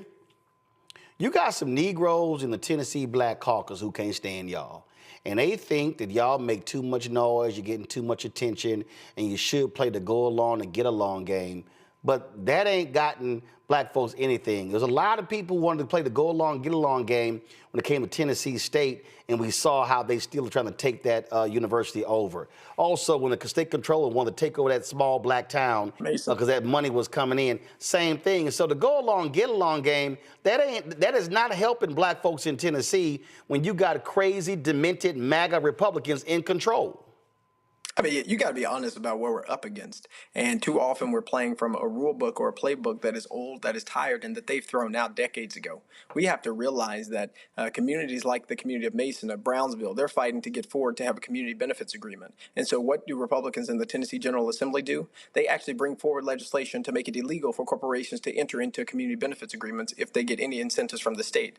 We realize that anytime that we try to make progress here in our city, we're trying to do some work around guaranteed basic income, and now the state legislature is bringing forward legislation that you can't use any money at the local level for guaranteed basic income. All the times we try to make this progress, we experience this white lash. It's the resentment to the progress that we are trying to make that is more equitable, that is more fair, that is more just. And for anybody who is operating on that old playbook, thinking that there's somehow this great savior of a Republican, or there's a conscientious Republican who's going to start stepping up and stepping out of line with the status quo, I wouldn't hold your breath for it. What we have to do is fight differently, engage our communities more intentionally, and mobilize more people, not just to register to vote, but to show up at the polls to make sure that our voices are being heard at the local, state, and the federal level. Because too many of our representatives believe that if they go to their jobs strictly, then that's all of it. And they're not back in their communities like I am here in District 86, fighting Elon Musk, who has an XAI plant here, who has 18 gas turbines that's polluting the air with formaldehyde at 10 tons per year, right? Like, we got issues that we need our elected leaders to be on the front lines of and to be working alongside community organizations to help to address. We cannot operate as though this was 10, 20, 30, 40, 50, 60 years ago. We have to start planning, thinking that far into the future, and realizing that if we continue to be silent, if we continue to allow our people to be disrespected, allow ourselves to be denigrated and disrespected, they're going to say that this is what we desired and this is what we wanted. I refuse to do that on behalf of my district, on behalf of my family, because I know that if we do not resist, if we do not dissent, they will say that we are assenting to the pain and to the travesties that they are causing all across our country. Whether you talk about Dodge and the hurt to veterans and to Social Security and to Medicaid, or you're talking about right here in Memphis, seeing the White Chamber of Commerce exploiting the people in this community to allow Elon Musk to do whatever he wants without any recompense. We've got work to do, and we need elected leaders who are going to rise to meet this moment, who are not going to bow down, be broken and bent by the status quo. And let's be real clear, they only believe in local control when they are the ones who are in control. So they want to tell Memphis how to spend Memphis's money, which is black people. They want to tell Nashville how to spend Nashville's money. I'm going to go to my two panelists with me. Nola, your question for Representative Pearson, then Reese, go. Representative Pearson, first of all, young brother, you were so impressive. I really need you to know that. And you are carrying the world on your shoulders, and you were doing it just with elegance and grace and a ferociousness that I truly admire. So I just want to say that you are so impressive. And I'm sorry and not sorry what happened, because you mentioned this idea of revolution of values. And I want to stay there for a while, because you're right. So much of this is about the cruelty. It's about getting people to bend the knee. It's about, taking the hood off, essentially, and thinking you're supposed to scare somebody after you take the hood off, right? But my question to you is about this revolution of values.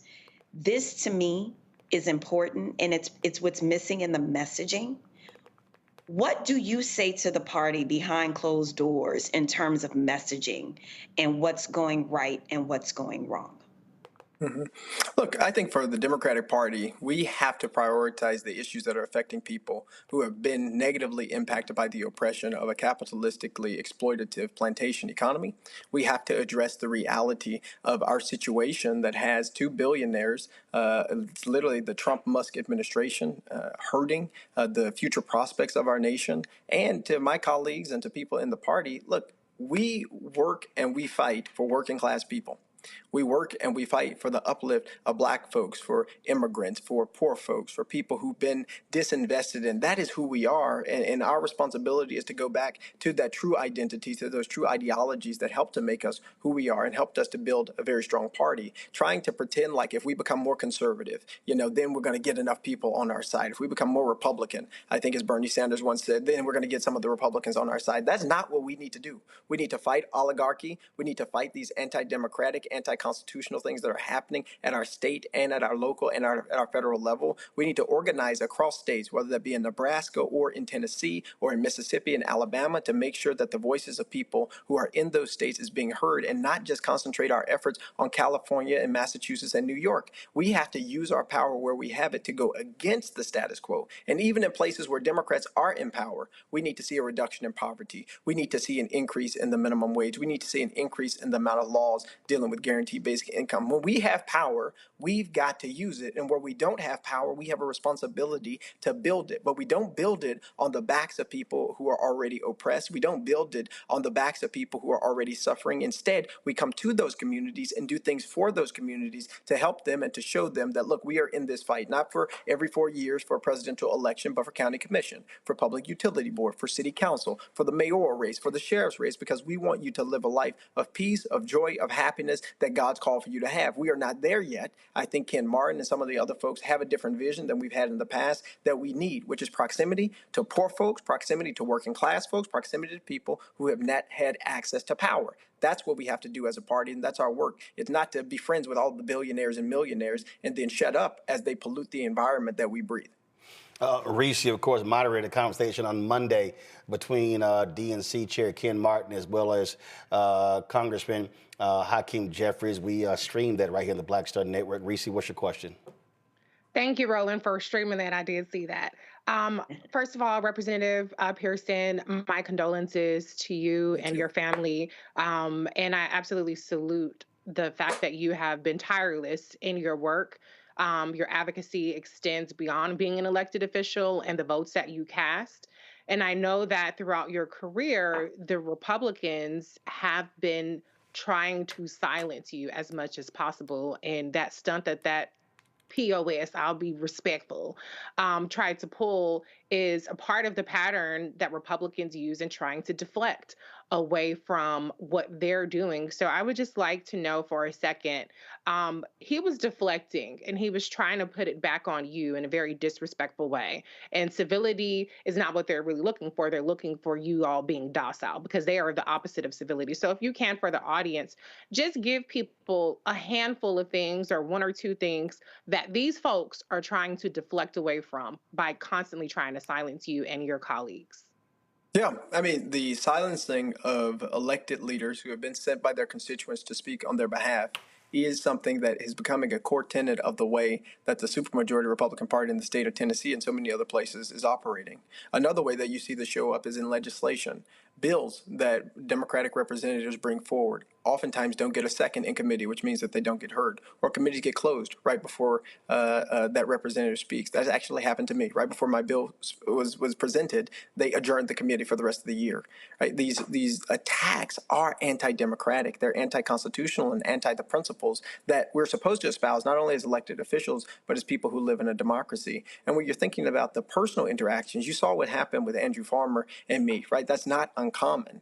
Right, the disrespect that exists for representatives, particularly representatives who are black, is a part of the modus operandi of people. And then they're going to say, well, nobody mentioned race, right? Like that's going to, again, a deflection from the reality. But what haven't we done is what I started to explain to Representative Farmer while I was helping to take care of my nephews and our family is continuing to mend from this tragedy. What haven't we done? We haven't expanded Medicaid in the state of Tennessee, and 300,000 people are uninsured, especially those in rural areas and in different parts of the state that aren't even in Memphis and Shelby County that I represent. What haven't we done? We haven't made sure that immigrants and undocumented people are getting access to the resources that they need to be full participants in this society. What haven't we done? We haven't increased the minimum wage from $7.25. It's the exact same thing as the federal minimum wage. And so we are having people who are consistently living in poverty, and our income, median income here in Memphis, is $32,585, which isn't enough for anybody to live off of in an adequate way. We haven't improved the educational quality and outcomes of people.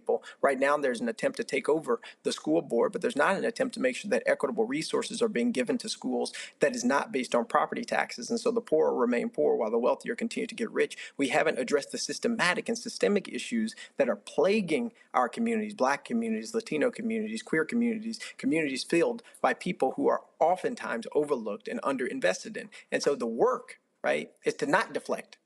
It's to get in the trenches. Is to ask hard questions, is to use the research and the data. And if the articulation of my words and the education that I've been blessed to be able to get, because my mama's a teacher with a doctorate degree and my dad is a preacher with a master's from Howard University, upsets you, that's your problem. But my responsibility is to advocate on behalf of our community using the information that I know can help us to move things forward. And we all have to do that. It's all of our responsibility to stay engaged and to continue to this fight for justice and to build this movement for justice rooted in love.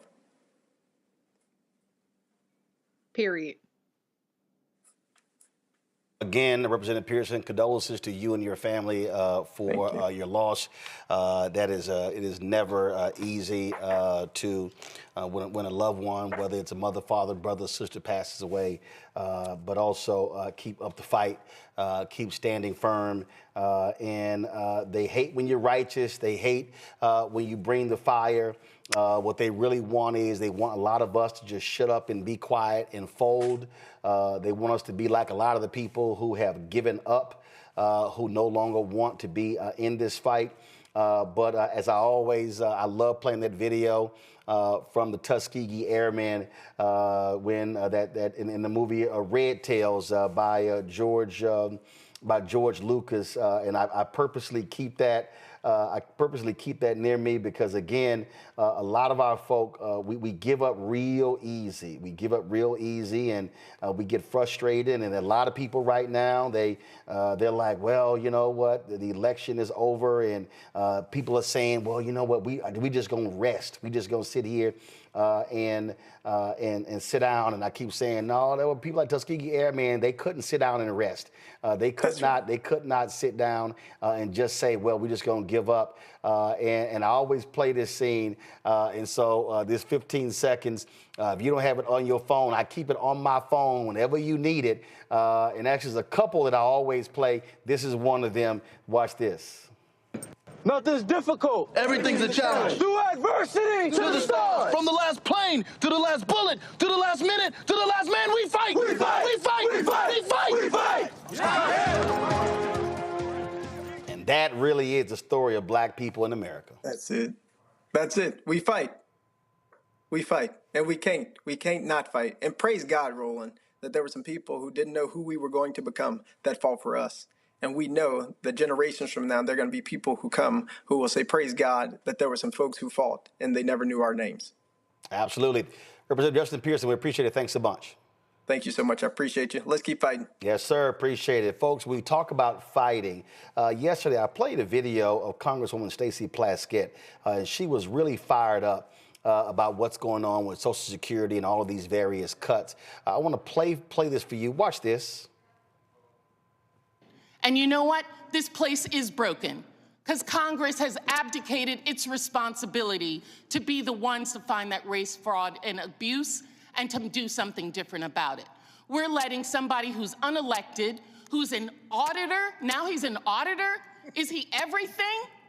Is he God? To be able to do what he wants to do with the American people. It's got to stop. I yield back.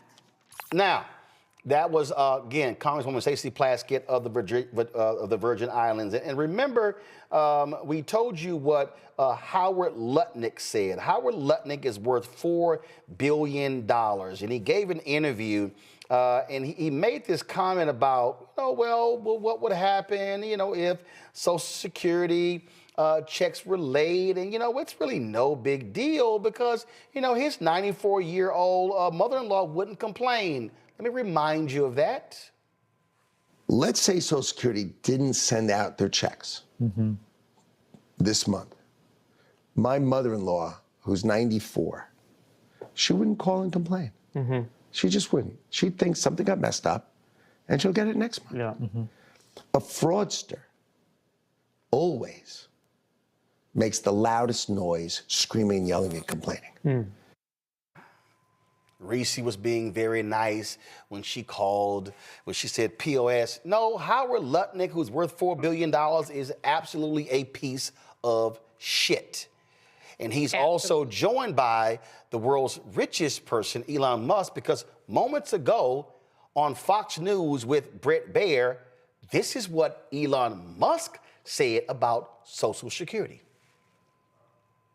No, in fact, what we're doing will help their benefits. Legitimate people, as a result of the work of DOGE, will receive more Social Security, not less. I want to emphasize that. As a result of the work of DOGE, legitimate recipients of Social Security will receive more money, not less money.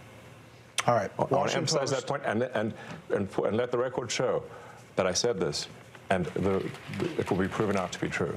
Let's check back on this in the future. So Washington Post. Y'all know that boy lying. He's lying, Reese, because I'm sorry, how are you going to receive more if it's already been established how much you are to receive? It's not all of a sudden, oh yeah, we're going to go find the waste, fraud, and abuse. And before you were getting $400, now we're going to send you $700. That's not how Social Security works. Well, first of all, let me be clear. I only said POS out of respect for Representative Pearson. Y'all know I don't have a problem cussing, so fuck Elon Musk. And this is what happens when you put a South African billionaire in charge of the whole goddamn government, because he wouldn't know a damn thing about Social Security, how it's calculated, the fact that we as Americans pay into Social Security. It's our motherfucking money, okay? So you're not bestowing more or less money because of this so-called waste, fraud, and abuse. It just shows more and more how they're out of touch. Howard Lutnick, why the hell would your rich ass mama or grandma, whoever the hell, be checking for a Social Security check? People need that coin. I don't know how much money these people think that folks have that are on a fixed income, that are over the age of 67. It keeps growing thanks to Republicans. People are going to raise hell because they need that check. And these people, these Republicans from the Trump administration, are doing more and more to stand in between people and the money that they have put into this system. The bullshit they're trying to do around eliminating phone verifications, trying to force people, not me being respectful of the fact that if you're elder, you're on a fixed income, it's going to be harder for you to take your ass into somebody's office. Not everybody has access to internet to do this internet verification, and so on and so forth. And that doesn't even include what the acting Social Security director has been saying about basically threatening to shut down the operations of Social Security because the judge tried to block him from getting Doge access. So these people are playing in your faces. And I want you to hear this in particular, Florida, 1st and 6th District, because I know a lot of y'all are on Social Security. And I know a lot of y'all keep voting in these goddamn Republicans because you think they playing about going after Social Security. But these people right now are telling you, if unchecked, which Republicans have completely abdicated their responsibility to do, they're coming after your benefits. And then when you try to cry about it and your ass is evicted and you can't put food on your table, they're going to call you waste, fraud, and abuse. So what you going to do about it? Elections are on April 1st. Get your old ass out and vote for the Democrats, period. And in Wisconsin, too. Well, the election in Wisconsin is April 1st. You have constitutional amendments in Louisiana on Saturday. March 29th. And we absolutely should be voting in that case. Here's the whole thing here, Noel. I'm going to play one more clip because I need people to understand what the game is, okay? The Republicans are all about bumper stickers. So what is their bumper sticker? Waste, fraud, abuse. Waste, fraud, abuse. Waste, fraud, abuse. Waste, fraud, abuse. That's all you hear on Fox News. Waste, fraud, abuse. Oh, the only people who are complaining are fraudsters. The only people who are complaining are fraudsters. Listen to Elon Musk moments ago with Brett Baer on Fox News. Righteous indignation, the fraudsters. Come on, guys, have the audio up. Here we go. Listen. Most amount of fake righteous indignation, the fraudsters. It's a tell. There's some of these NGOs that are crazy, like the $2 billion to Stacey Abrams' NGO that basically didn't exist and suddenly gets $2 billion awarded from the federal government. She has, why? And there are many such cases like that. I think that most people, common sense-wise, would say the fraud's got to end. Yeah. They're concerned about the 94-year-old mother who skips a check or somehow doesn't get what she's supposed to get. I want y'all to understand what they're doing here. Again, Nola, they're sitting here going, oh, you saw how he did that. Oh, the fraud. Then he slides in Stacey Abrams, got $2 billion. Here's the reality. Doge ain't pinpointing no fraud. They literally are canceling legitimate contracts. They cannot back up what they're doing with facts, and they're constantly having to revise their numbers because they then go on Fox News, they lie about the waste, fraud, and abuse they found, and then when somebody calls them out on it, oh yeah, let's revise it down, but the lie has already been circulated. Mm-hmm. They were rolling out messaging. They were testing messaging. That's what that was about. And to your point, because Elon Musk doesn't strike me as a really confident person, the way that he slid Stacey Abrams in there and attached $2 billion to her name, which is basically putting a target on her back, right? Which is to say, why Black woman, you're getting money, you're not building spaceships, because the money that Elon Musk gets from the government, in his mind and people that support him, that money is okay. Give him all the things, give him all the money. But this Black woman down in Georgia, it must be fraud. So what is going to happen? People who speak up about Social Security, they are branding them. This is basically the new welfare queen message, right? So anyone that speaks up about, hey, I didn't get my benefits, or my mom or my grandmother, oh, they must automatically be committing fraud. Nothing has to be proven. We've seen with this administration, they don't need to provide proof of anything, nor do they need to provide a plan for anything, right? So to me, this is testing messaging, and they're trying to see if it sticks, and they're trying to see if it lands. Yep, that's exactly what it is. So I just need people to understand what's going on, what they're doing here. It's no different than the announcement that the Department of Health and Human Services is laying off 10,000 people. Oh, these researchers, these doctors, the employers, they're not important. I'm warning everybody right now. Watch what happens when you see an increase in salmonella cases. You're going to see an increase in drinking water cases because they are getting rid of all regulation. They're getting rid of inspectors. They're getting rid of people who are there to keep us safe when it comes to prescription drugs, when it comes to testing, when it comes to studies. They don't want any of this, Reese. And when they talk about waste, fraud, and abuse, in Social Security, and don't y'all also notice, isn't it amazing? HUD, HHS, USAID, Social Security, Department of Education, they're silent about the one department that gets the most money everywhere than any other agency in America, that gets almost $1 trillion, that has the highest documented amount of waste in America, and that's the Department of Defense. Real silent about them, Reese. Well, maybe that's in the Houthi signal group chat. Maybe they having that conversation there as opposed to having it publicly. But the crazy part, Roland, was they actually increased in this past continuing resolution the budget for the Department of Defense. And so they are cutting federal workers, but certainly that money is going to go to contractors like Elon Musk, who has got his paws in every single doggone bucket. But the reality is we have to look at all of these policies that they're putting out, the way that they're dismantling our healthcare infrastructure, our educational institutions, because those are largely funded by research grants, the way that they are attacking Social Security, Medicare, Medicaid, SNAP, it's referred to, food stamps, SNAP food stamps. All of these things put together, and by the way, climate change, combating all that stuff put together, it paints a very clear picture. This is about pruning the population. It is about getting rid of the people. They think that we're the waste, fraud, and abuse. We're the waste. They want to get rid of the human waste, the people that they think are sucking on the teat of the billionaires, even though the billionaires are using our resources to buy them yachts and trips outer space.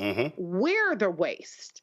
And once people start to realize that they don't see the humanity of people who have different abilities. They don't see the humanity in Black people. They don't see the humanity in people outside of the United States. Then they will understand that the waste is us, okay?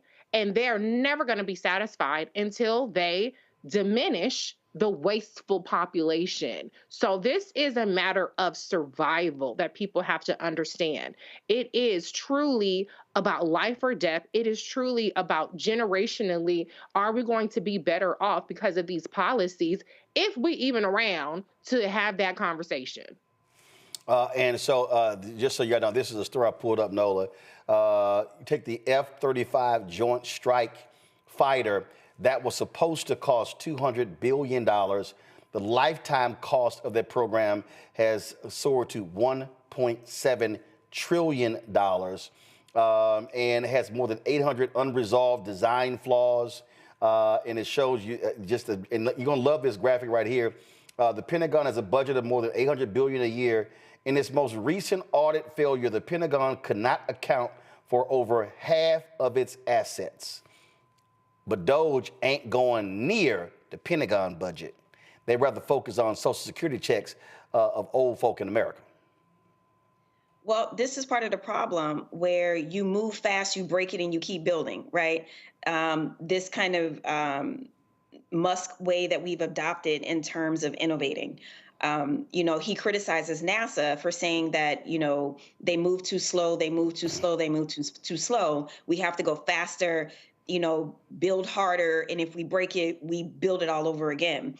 You could see them applying that same sort of strategy to the way that they're approaching the federal government. They don't care if they break it. They don't care if they break it. And so when you think about DOD, and when you think about how so much money is spent and so much money just completely evaporates because they're trying to innovate, but at the same time they're trying to innovate, they're trying to compete, but they're going fast. They're going fast, and they're breaking things all over the place. And that creates this kind of waste, right? This creates this waste. And like you said,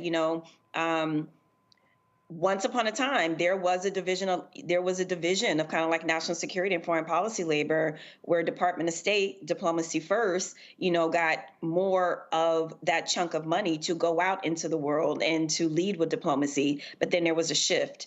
There was a policy shift, and DOD has, over time, definitely been the agency where the money kind of goes and disappears. So, I don't have much to say beyond that, other than I just don't think this model of go fast and if we break it, do it all over again, I do not see how that is a sustainable model. Indeed. All right, then, folks, I certainly appreciate you, both of y'all, joining us on the show. Thank you so very much. Of course, Greg, thank him for joining us earlier as well. Appreciate it, folks. That is it for us. Hey, tomorrow we're going to be live streaming the Teacher of the Year Gala of Friendship Public Charter School. I am emceeing that again. I think this is either the 8th or the 9th consecutive year I've done their gala, so look forward to that. So we'll be live streaming that. So check that out. Also, lots of great content we're going to be having this weekend as well. And so even when we are not live, we still are pumping out our content. Also, don't forget, we actually have a 24-hour streaming channel on our YouTube page. So you have the YouTube page. We also have that streaming channel, so y'all can check that out as well. So if y'all got beauty shops and barber shops, y'all can just pull that up, and that thing just runs continuously. And so please do that. Don't forget, your support is critical for what we do. You heard me discussing earlier how these ad agencies completely screw us over. And I'm telling y'all, I met with all of them, and all we've gotten is lip service. Just a bunch of meetings, same old nonsense, nothing else. No money, no insertion orders, more lip service. And so your support is absolutely critical for the work that we do, for the expansion plans that we have. And like I say, I literally was talking to business writers today, because as a business vertical we want to focus on, we're completely redoing blackstarnetwork.com. I signed that contract with a black-owned technology company out of California. And so we're trying to make this thing happen. If you want to support the work that we do, and look, I got no problem telling y'all right now, listen, that's going to cost at least $20,000. And so that's real money that we're going to be paying out. And so when you give, understand what you are supporting. So if you want to support us via Cash App, use the Stripe QR code. Here it is right here. If you're listening, go to blackstarnetwork.com. You can also use the Stripe QR code if you want to use credit card as well. You can go to, of course, you want to send your checking money order at P.O. Box 57196, Washington, D.C., 20037-0196. PayPal is R. Martin Unfiltered. Venmo is RM Unfiltered. Zelle, Roland at RolandSMartin.com, Roland at RolandMartinUnfiltered.com. Download the Black Star Network app. We're about 8,000 away from hitting 150,000, so I'd love for us to hit that. And so please, you can download the Black Star Network app.